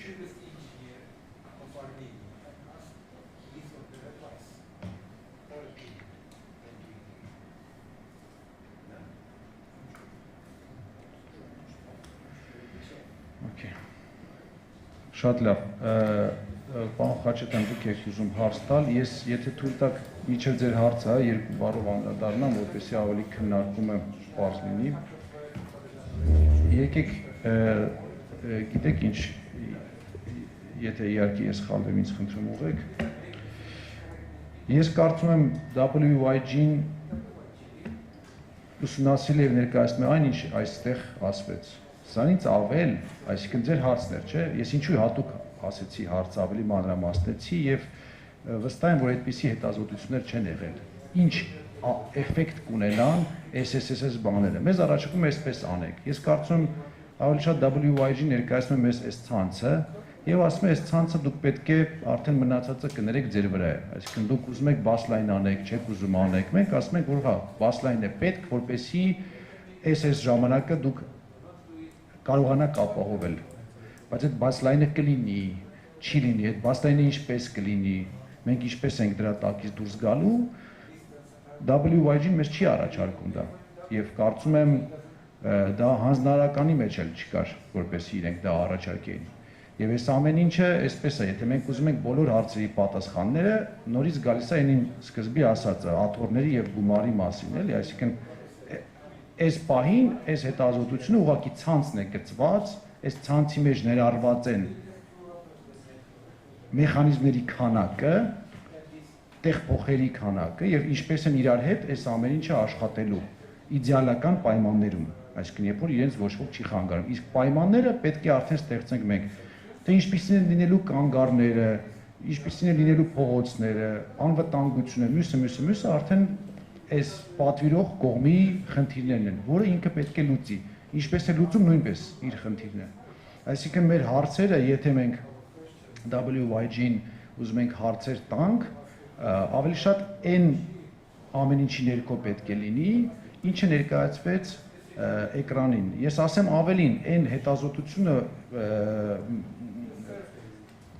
գումարային, հա, որը ներկայացվեց, որ այսքան կլինի, այսքան, դա էլ ես ասեմ ոչ շատ խորը, պարզ ասեմ, եթե այդպես չի, ոչ շատ խորը, ասեն շատ մակերեսային մի առաջարկ է, որը կարող է այսպես լինել։ Եթե ավտոբուսը արժի այսքան, ապա այսքան ավտոբուս ունենք, սա արժի այսքան։ Հիմա այտենց ոչ շատ խորը, այտենց մակերեսի վրա գտնվող մի բան է։ Ես ասեմ ավելին, մենք շատ ավելի խորը ուսումնասիրություն ունենք եւ հաշվարկ ունենք, որը ներկայացրել են կառավարություն, որը այո, այնտեղ ամեն ինչ հաշվի առնված բնականաբար եւ մոդելը համենայն դեպս, եթե ամեն ինչը ղեկավարվի համայնքի պետության, հա, այսպես սլեշով դնեմ, կողմից աշխատող է։ Եթե չկա այդ 18-ից 20% շահութը, եթե հետապնդում է մասնավորը մյուսը եւ այլն, այսինքն այս պահին սենց մեր հաշվարկներով աշխատող է։ Մնացած արդեն հարցերը իրոք մեր դաշտում են։ Եվ շատ հարցեր կան այս պահին, որոնք մեր դաշտում են, որը պետք է լուծել։ Եվ այստեղ ավելի շատ քաղաքական կամքի հարց է կանգնած։ Մենք կարող ենք անվերջ ասել ավտոբուսները կլցվեն մարդկանցով սկզբնական իրավիճակում թե ոչ, տաքսիները կխանգարեն թե ոչ, կարողանանք բացել այդ բաս լայնները թե ոչ։ Սա կամքի հարցն է, մենք անում ենք դա, թե չենք անում։ Որովհետև ամեն ձեր ասած կետը, որ նշեցիք, դա բարդ եւ շատ մեծ խոչընդոտներ հանդիպող լուծում է։ Ենթադրենք տաքսիների մասով, իհարկե, դա պետք է կարգավորել։ Այսօր տաքսին եւ այս մեր առաջարկված ցանցը շատ ուղիղ կոնկուրենտներ են իրար։ Եվ չի կարող այս իրավիճակում այս ցանցը գործել։ Չի կարող 200 դրամով տաքսիստը A կետից B կետ տանել մարդուն եւ ավտոբուսը տանել թեկուզ ավելի քիչ գումարով, այդ մի քանի դրամ ավելի կտան մարդիկ, որ նստեն իրանց դրան մոտից եւ իջնեն այնտեղ, որտեղ իջնելու են։ Եվ դա էլ պետք է կարգավորում ստանա։ Եվ ասեմ ավելին, երևի թե այստեղ բոլորը շատ լավ գիտեն, որ այսօրվա գործող ցանցը, եթե հաշվի չառնենք, որ հինա միկրոավտոբուսներ են, ինչ որ վարորդների խնդիր է, տեխնիկական խնդիր եւ այլն, հա, այսօրվա գործող ցանցը ամենահարմար, ամենալավ ցանցն է, որը կարող է երբևիցե լինել մարդուն հարմարության առումով, որովհետեւ շատ մետրաժով ինչպես է միջին ասված այսօրվա Նախ 97% առանց տեղ փոխի, այսինքն դու կարող ես յուրաքանչյուր կետից քաղաքի նստել, յուրաքանչյուր կետում դուրս գալ առանց տեղ փոխի։ Սա մեկ, երկրորդը միջև մոտակա կանգառը մաքսիմալը ինչ որ մի հատ թիվ պետք է ունենամ։ Չէ, 4 չէ, այս առաջարկողով չէ, հիմա մեր գործողով։ Շատ քիչ է։ Հիմա շատ քիչ է, այսինքն մոտիկ էլ չի դրան, 400-600 մետրին մոտիկ էլ չի, շատ ավելի քիչ է։ Այսինքն այն ցանցը, որ հիմա առաջարկվում է, ամեն ինչով ինքը համապատասխանում է եվրոպական ստանդարտներին, բայց ամեն ինչով զիջում է գործող ցանցին, բացի շարժակազմից եւ իհարկե պարբերականությունից, այսինքն իր ցուցակից, schedule, չվացուցակից կներեք, հա։ Ամեն ինչով, այսինքն մեկը տեղ փոխես ունենալու, միևնույն է ավելի հեռու ես քայլելու կանգառի համար, մյուսը, բայց դա ապահովում է այս ամեն ինչը արվել է նրա համար, որպեսզի նախ եւ ամբողջ աշխարհում արվում է, որպեսզի կարողանա ընդհանրապես ցանցը գործել, որովհետեւ չես կարող դու տանը դեմից կներես ջրվեժից նստել հայտնվել եւ Աչափնյակում, եւ Մանացե Սեբաստիանում, եւ Շենգավիթում, եւ որտեղ ուզեք Արաբկիրում, մի խոսքով ջրվեժից ամենտեղ կարող ես հասնել։ Նույնը Մանացե Սեբաստիայից Երևանի յուրաքանչյուր կետը մի համարով գրեթե կարող ես հասնել։ Դա abnormal է, որովհետեւ մենք կարողանանք ունենանք ինչ-որ գոնե ինչ-որ տնտեսություն, հա, տնտեսվող ինչ-որ մի կառույց, տնտեսություն իրենից ներկայացնող։ Ու պարոն Խաչատրյանը պետք էր հարց տալ եւ համեցեք, պարոն Խաչատրյան, Դավիթ Խաչատրյան, Հայաստանի պետական հետաքրքրությունների ֆոնդ։ Պարոն քաղաքապետ, մի ճշգրտող հարց է ձեզ ուղղել, քանի որ խոսվեց PPP-ի մասին եւ մեր կազմակերպության ընդգրկվածությունը այս փոխվարչապետի խմբում այդ մասով որոշակի նշանակություն ունի, կարևոր է մեզ համար, ուզում էի ճշտել տրանսպորտային համակարգի իրացումը քաղաքապետարանի կողմից նկատի ունեք միայն սեփականությունը, թե նաև օպերատորությունը, որովհետև գիտենք, որ կարող է լինել այն մոդելը, որ սեփականությունը լինի 100% պետական կամ համայնքային կամ սիմբիոզ, բայց օպերատորությունը տրվի մասնագիտացված ինչ-որ մի կազմակերպության։ Շնորհակալություն։ Այս պահին քննարկվում է ամբողջական գործառույթը, որ իրականացնի քաղաքապետարանը, այսինքն մենք բոլոր մեր ներուժերը, եթե դրա համար պետք լինի արտերկրից մասնագետ, ապա նույնպես ներգրավի դրան, այսինքն կլինի մեր աշխատող այդ մարդը, ոչ թե անձ կամ անձիկ կգան կանեն, բայց այս ամեն ինչը պետք է մենք անենք, նորից եմ ասում, խուսափելու համար առաջնային էտապում ավելորդ ծախսերից։ Հետագայում կարող է արդեն երբ որ ամեն ինչը հունի մեջ լինի եւ հասկանանք, որովհետեւ իրական մենք հիմա ինչքան էլ հաշվարկենք, իրականությունը միջև չշահագործենք, ինքը շեղումներ են լինելու, այդ շեղումները մենք պետք է հասկանանք ինչ աստիճանի են եւ արդեն հասկանանք ինչ ենք կարողանում առաջարկել մարդկանց։ Հիմա եթե դեմից մենք մի բան առաջարկենք, հետո վայ ասենք, ես ինչ առաջարկեցինք, դա խնդրեմ է առաջացնելու մեզ։ Դրա համար ես մտածում եմ նախ ի սկզբանե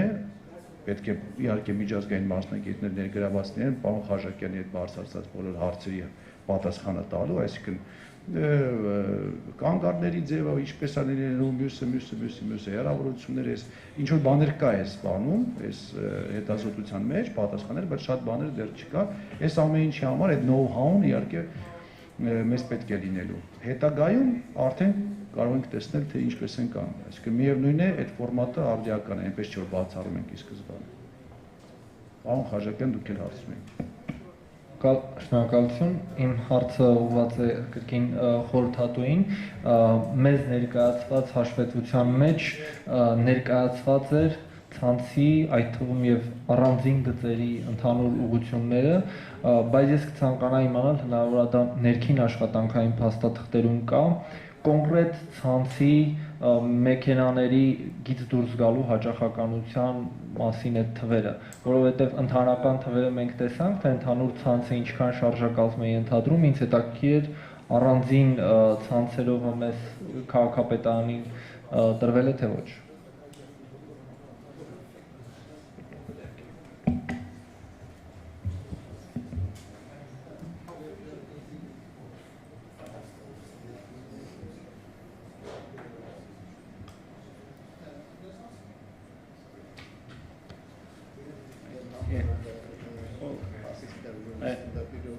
All of the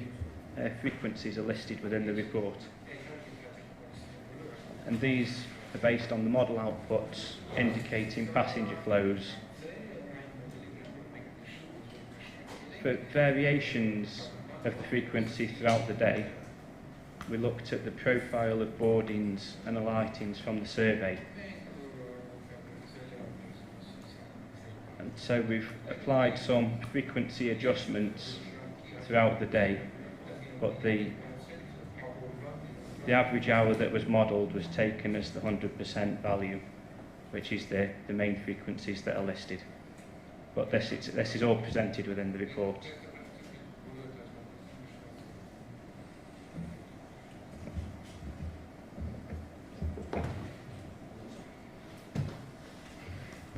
Բարևձեզ, նախ ներկայանամ, Արտուր Գրիգորյան, փոխվարչապետի օգնականն եմ։ Ես 3 հարց ունեմ։ Տնտեսական, մունիցիպալ եւ քաղաքական։ Տնտեսական առումով հետաքրքիր է, ինչ ներդրումների մասին է խոսք գնում, դրա ետգնման ժամանակահատվածը որքան է լինելու, փող ունենք թե ոչ։ Մունիցիպալը, պարոն քաղաքապետ, արդյոք մեր քաղաքի համար նոր հատակագիծ պետք է թե ոչ։ Եվ եթե ոչ, ապա գործող հատակագծի պայմաններում, այս ամբողջ ճանապարհային քարտեզը կարողանալու ենք բերել արդի պայմաններին թե ոչ, որտեղ նոր երթուղի, նոր գոտիներ եւ այլն, մի հսկայական ճանապարհային տնտեսության փոփոխության անհրաժեշտություն առաջանալու, քաղաքական առումով ուզում եմ հասկանալ, եթե մենք ժողովրդին ասելու ենք, որ տոմսը թանկանալու է, տեղփոխերը մեծանալու են, առաջանալու է որոշակի դժգոհություն։ Մենք քաղաքական առումով այդ ռիսկը, որը գեներացնում ենք, ոնց ենք զսպելու։ Շնորհակալություն։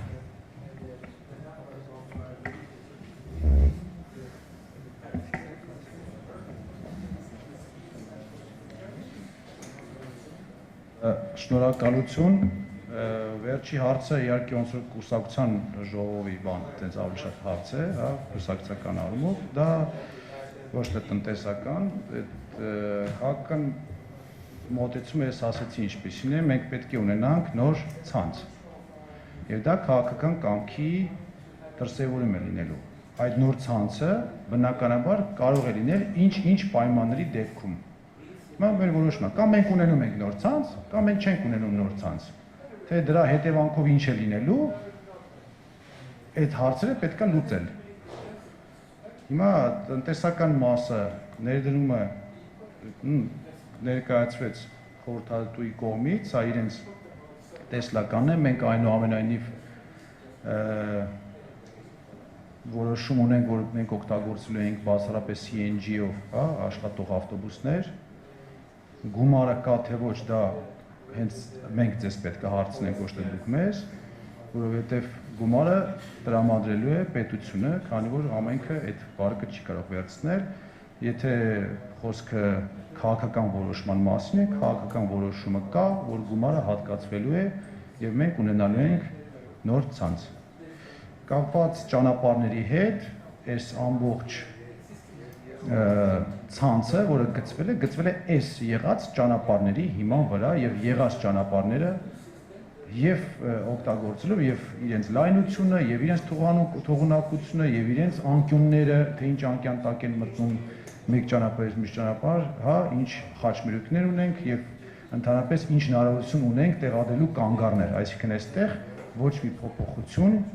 բացառապես պետք չի անել։ Ամեն ինչը գծված է այս մեր եղած արդեն սիրված փողոցների հիման վրա։ Շնորհակալություն։ Իհարկե։ Խնդրում եմ ասեք, շուտ հետաքրքիր է, քաղաքապետարանի ֆինանսական մոդելի մեջ հետագայում նախատեսվում է կորպորատիվ պարտատոմսերի թողարկում, որպեսզի լրացուցիչ միջոցներ ներգրավեն ու նաև անցնի այդ միջոցները ֆինանսավորման։ Ներառված չի։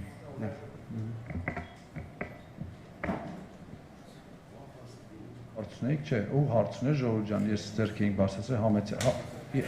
Բայց դուք ավելի շուտ չէ, կներեք, հա, ու եւ ձեզ խոսքը կտամ։ Կներեք ազգանուններով չեմ կարող դիմել։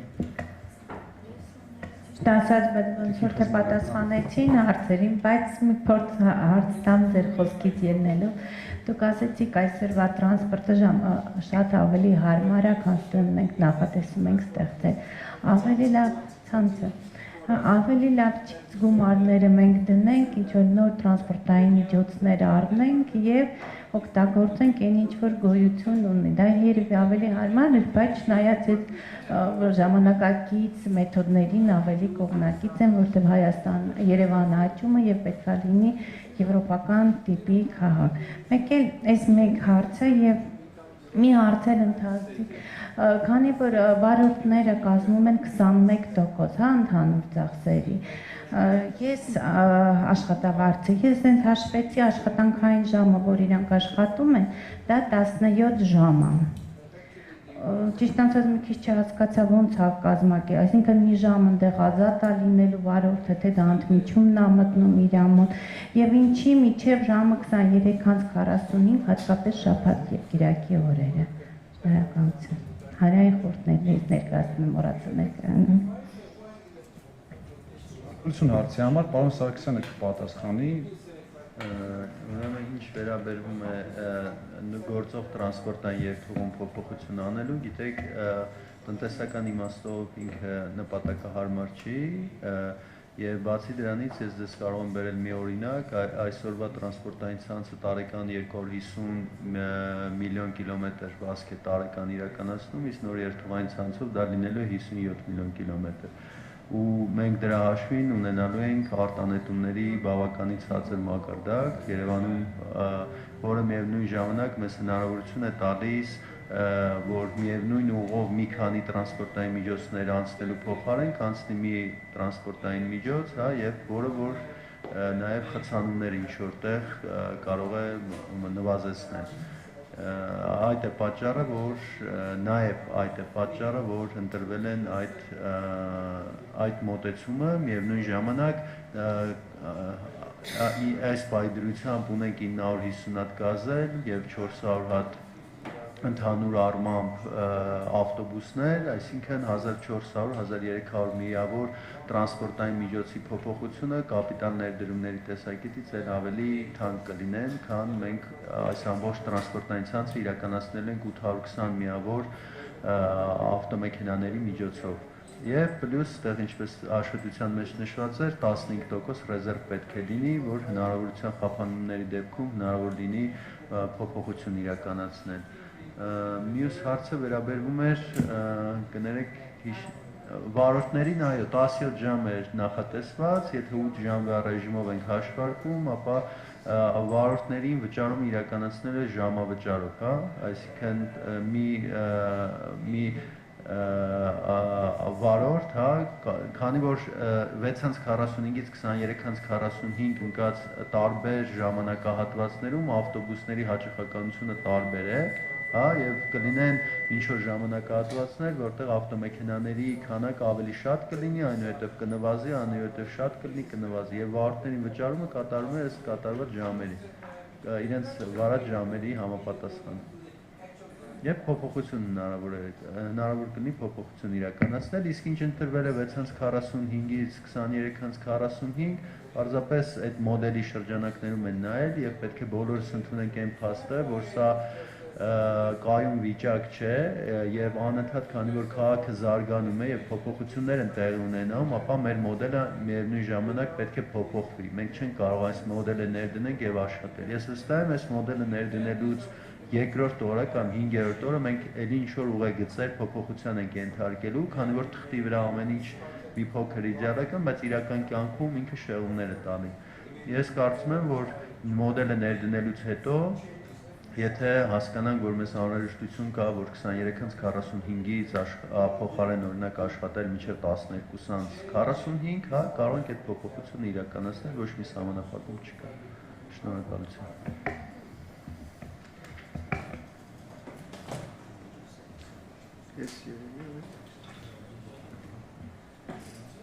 Միացավ։ Նախ ուզում եմ ես հեսա ձեզ խոսքը տամ, ուղղակի մի փոքր ոչ թե ավելացնեմ, այլ ավելի բան, ինքը հարմար մոդել է, որ այսօրվա ցանցը, բայց ուղևորների համար ինքը հարմար չէ բնապահպանության իմաստով, ինքը հարմար չէ քաղաքային այդ մեր երթևեկության իմաստով եւ տնտեսական։ Այսինքն ինքը իդեալական է ուղևորների համար, բայց տակ է այնքան մինուսներ կա, որ իրան նորից վերարտադրել ուղղակի անհնարին է ստացվում։ Եվ բնականաբար ժամանակ, այսինքն ինքը մի ուղղությամբ հարմար է 1 + ունի 3 մինուս։ Համեցեք։ Բարոյցս հարգելի գոլեգաներ, ես ներկայացնում եմ մարդու իրավունքների պաշտպանի աշխատակազմը։ Ինձ հետաքրքիր է շատ կարևոր հարցը, թե երբ է նախատեսված արդեն որոշումների կայացման փուլը եւ մոտավոր ռեալ ինչ ժամկետներ են նախատեսված այս ծրագիրը հասարակական տրանսպորտի երթուղային ցանցի բարեփոխման արդեն կյանքի կոչելու, որը մեր քաղաքացիներին օր առաջ հնարավորություն կտա այդ տրանսպորտից օգտվելու եւ հատկապես հաշմանդամություն ունեցող անձիկ արդեն հնարավորություն կունենան ավտոբուսներից օգտվելու եւ Շնորհակալություն հարցի համար, դա այն հարցն է, որը իրականում հետաքրքրում է մեր բնակչությանը եւ օր առաջ տրանսպորտային համակարգը պետք է փոփոխության ենթարկվի, որովհետեւ ակնհայտ է, որ այս գործող համակարգը սա անընդունելի համակարգ է, լավ այսպես ասեմ, եթե նուրբ ասենք։ Նախ կապված է այն process-ից, որը կառավարության հետ մենք պետք է միասին աշխատենք գումարները, հա, ստանալու նպատակով, այնուհետև գնումների process եւ այդ ներդրման process-ը այս ամեն ինչի։ Առնվազն, որը մենք միշտ նշում ենք, այս ժամանակահատվածը դա 2 տարին է։ Սա առնվազն sense լավ ձևով հաշվելով եւ մենք պատկերացրեք շատ ավելի հարմար մեզ կլիներ, բարձր ասեմ, որպես քաղաքային իշխանություն, ասել գիտեք, եկեք PPP-ով անենք, թող մասնավորները գան, արտասահմանից անեն, երբ կանեն, ոնց կանեն, կամ մեր վրայից, այսպես ասած, հանեինք այս պատասխանատվությունը, որովհետև երբ որ մենք այսօր հայտարարում ենք, որ պետքա քաղաքը անի դա, պետքա ինքնուրույն անենք, որովհետև նախ այդ մոդելի համար, PPP-ի մշակման համար ժամանակ է, հետո միջև իրան գան, միջև այդ գնումն ավելի կերկարի այս ամեն ինչը, մենք անգամ այս պատասխանատվությունը մեր վրա վերցնելով նաև ուզում ենք արագացնել process-ը, որովհետև եթե մենք ուղիղ ենք սա անելու, սա շատ ավելի արագ է լինելու եւ անգամ չենք խուսափում այդ բեռից, որը բավականին ծանր բեռ է մեր վրա լինելու, բայց ուզում ենք այդպես գնանք, հետո նոր դնենք, մտցնենք, մարդիկ սկսեն օգտվել, նոր սկսենք այս process-ը, եթե մասնավոր գրավել ենք, նոր սկսենք գոնե այդ process-ը, որ մարդիկ արդեն ավտոբուսներում նորմալ երթևեկելություններ, մենք այս process-ը իրենց հաշվին չանենք, իրենց կյանքի որակի հաշվին չանենք, սրա մասին է խոսքը, առնվազն 2 տարի լավ այսպես ասեմ, շնորհակալություն։ Այլ հարցեր Եվ մի բան էլ կներեք ձեզ միջև խոսքը տալ, մենք քանի մեր խորհրդատուն էստեղ է, լավ կլինի հարցերը ավելի շատ ուղենք խորհրդատուին, որովհետև ես էստեղ եմ մնալու, արձակուրդ չեմ գնում, պարոն Սարգսյան, նույնպես մի խոսքով մեզ հարցերը միշտ կարող եք տալ, բայց խորհրդատուն մի քանի օրով է գտնվում Երևանում, վայելում մեր երևանյան արևը եւ հուսով հյուրընկալություն է մեր ժողովրդի, այնպես որ խնդրում եմ հարցերը ավելի շատ, եթե ունեք իրենց, եթե չէ մենք էլ կպատասխանենք, չենք խուսափի։ Շնորհակալություն։ Կարելի է։ Փոխադրողների միության նախագահ Եղիազարյան։ Պարոն քաղաքապետ, ունեմ 2 հարց, մեկը ուղղված է ձեզ, մյուսը խորհրդատուին։ Ձեզ ուղղված հարցը հետևյալն է.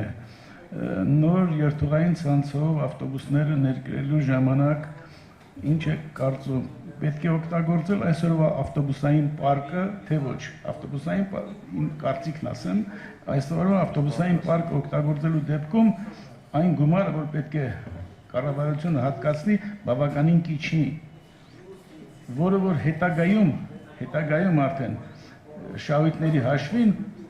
կարելի է ձեռք բերել նոր շարժակազմ, մինչև սրանք շարքից դուրս գան։ Ուրեմն այդ հարցը ձեզ է վերաբերվում եւ երկրորդ հարցը վերաբերվում է մեր խորհրդատուին, հարցը հետեւյալում է, տեսեք, առաջացել է անդունդ, խոր անդունդ ուղևորցի այսօրվա չափի, որը վերջի անգամ 100 դրամ դարձել է 96 թվականին եւ գործող գների միջև։ Եվ ուրեմն այդ անդունդը անցնելուց հետո ինչ որ ուղևորց կսահմանվի, ես կուզեի խորհրդատուն բացատրեր, նա լինելու է, ինչպես գիտեք, ուղևորցի փոփոխություն կարելի է կատարել 4 գործոնների փոփոխության դեպքում, դա լինելու է դինամիկ, թե լինելու է կոնստանտ հաստատված եւ փոփոխության չի ենթարկվելու եւ մենք գնել ենք մի նոր անդունդ։ Շնորհակալություն։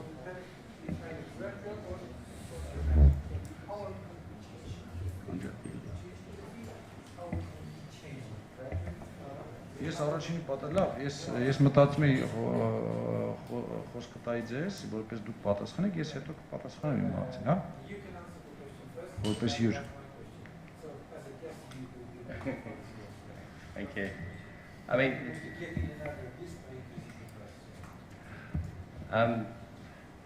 it's easier for me to answer the first question really, in terms of the use of existing vehicles and. As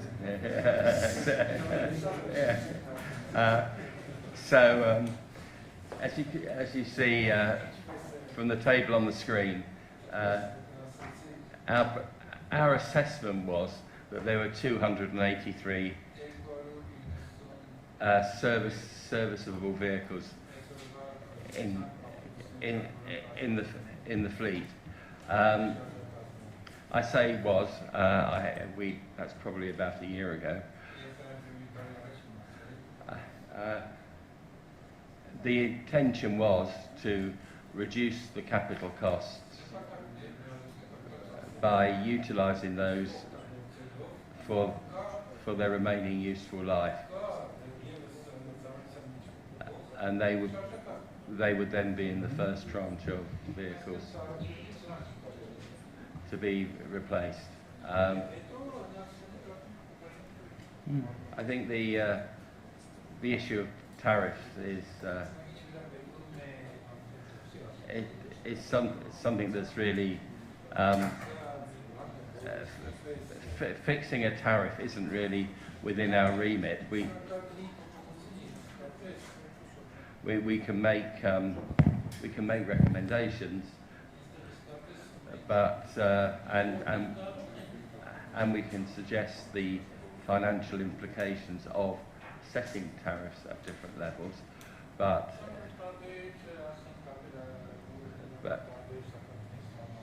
how that's carried forward is certainly outside our remit.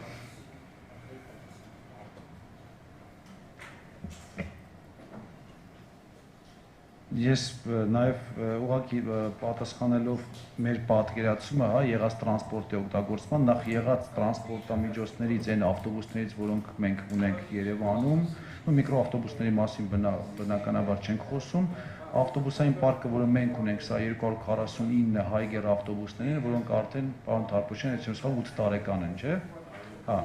այսինքն մենք պատկերացնում ենք, որ մենք գնելու ենք ամբողջովին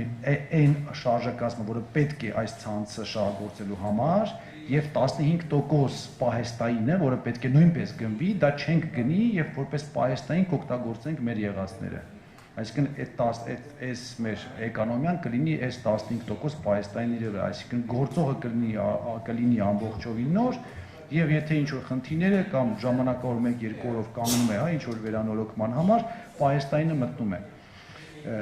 մեր եղածը, սա մեր պատկերացումն է, սակագնի հետ կապված էլ մենք այստեղ պետք է հասկանանք, որ ամենակարևոր կոմպոնենտը այս ամեն ինչի մեջ, որ մենք առաջարկում ենք մեր քաղաքացիներին փոփոխված տրանսպորտ եւ նոր հետո առաջարկում ենք փոփոխված սակագին, հա, սա ամենակարևոր ուղղությունն է, որով պետք է գնանք։ Մեր հաշվարկներով, այն ինչ որ մենք հիմա պատկերացնում ենք, այդ փոփոխությունը սակագնի լինելու է ոչ էական, ինքը լինելու է, բայց լինելու է, այսինքն ինքը լինելու է տրամաբանական մարդկանց համար, որոնք կարողանան։ Ես եթե ենթենք 5 տարվա կտրվածքով դու մտնես մի տեսակի կարակ գնես խանութից, հետո 5 տարի չգնաս խանութ եւ մտնես նույն տեսակի կարակը գնեիր խանութից, չէ՞, եթե չեմ սխալվում, շատ է, կոնկրետ որովհետև իմ հետ այդպես պատահել է, էլի, ես տենց մի անգամ կարակ էի գնեմ 5 տարի առաջ, այս վերջերս էլի ինչ-որ տենց ստացվեց, որ ես պետք է այդ կարակը գնեի, շատ էի զարմացել, որովհետև իմ պատկերացմամբ լրիվ ուրիշ գին պետք է լինի, ես հիշում եմ 5-ին է եւ հասկացա, որ բավականին փոխվել է, բայց երբ հարցրեցի, ինձ հետաքրքրեց, ասեցի, այս կարակի վաճառքը իջել է այս տարիների ընթացքում, ասեցին մի փոքր, այսինքն ինչի մասն է խոսքը, բայց նույն կարակն էր, նորացված, ինչ-որ լավ կարակ չէր, նույն կարակը մարդիկ գնում էին նոր գնով, այսինքն եթե մենք առաջարկում ենք մարդկանց լրիվ նոր, հիմնովին, փոփոխված եւ լավ տրանսպորտային համակարգ, ինքը եթե անգամ մնար նույն գնով, ինքը նորմալ չէ լինի, մարդիկ կասկածեն, որ այստեղ մի բան չի, երևի վերջում այդ ավտոբուսը պետք է պայթի, որովհետեւ այտենց չի լինում։ Եվ մի փոքր գինը բարձրացնելուց շատ նորմալ ընդունվելու է բնակչության կողմից եւ կարծում եմ մեր հաշվարկներով եթե բարձրանա գինը, որովհետեւ կարող է եւ չբարձրանա, պետությունը փոխհատուցել, սա էլ է լուծման մի ձև, ինձ համար դա նույն լուծումն է, որովհետև մի գրպանից մյուս գրպանը, բայց հիմա դա նույնպես քաղաքական որոշման հարց է, բայց եթե անգամ բարձրանա, ինքը չի բարձրանալու շատ։ Հենց նրա հաշվին, որ լինելու են ավելի քիչ շարժակազմ, լինելու այդ փոխտեղերը, այդտեղ եկա բանի գազի մեր դեպքում, այդ CNG ենք օգտագործում գազի, էկոնոմիան եւ այլն, այս ամեն ինչը բերելու է նրան, որ մենք շատ չբարձրացնենք գինը։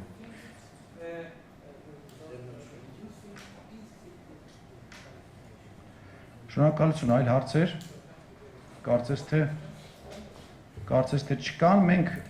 նախ շնորհակալություն եմ ուզում հայտնել WYG-ի մեր գործընկերներին այս աշխատանքը իրականացնելու համար,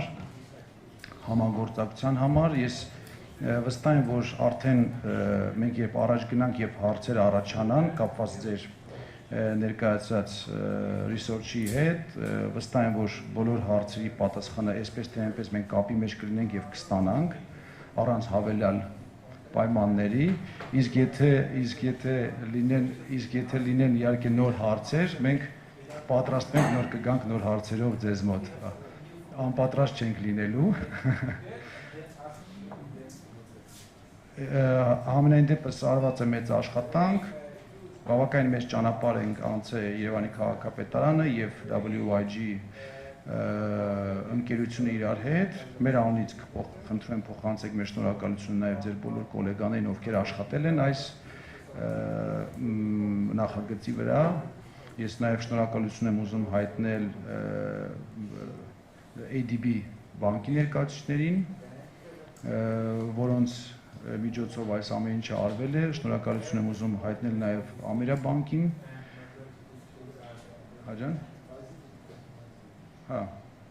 շնորհակալություն եմ ուզում հայտնել բոլոր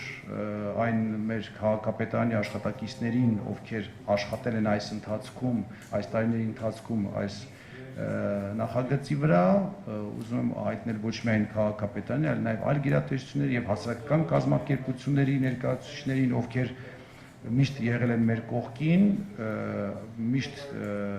իրենք թե խորհուրդներով, թե հարցերով, թե պահանջներով ավելի են նպաստել տվյալ համակարգի այն տվյալ նախագծի թե զարգացմանը, թե ավելի ճիշտ ի վերջո իր ավարտին հասցնելուց ավելի ճշգրիտ լինելուն, ես վստահ եմ, որ բավականին մեծ աշխատանք արվել է, բայց բավականին մեծ աշխատանք դեռ կա առջևում եւ հայցում եմ իհարկե ձեր բոլորի մասնակցությունը, հարգելիներս, ովքեր այստեղ կան, մեզ շատ պետք է լինելու ձեր աջակցությունը, որովհետեւ ամեն մի նկատողություն, ամեն մի փոքրիկ անգամ հարց, անգամ մի փոքրիկ մանրուք, որը կնկատվի ձեր կողմից, ել ավելի լավն է դարձնելու մեր ապագա ցանցը։ Եվս մեկ անգամ շնորհակալ եմ բոլորին, ցանկանում եմ կներեք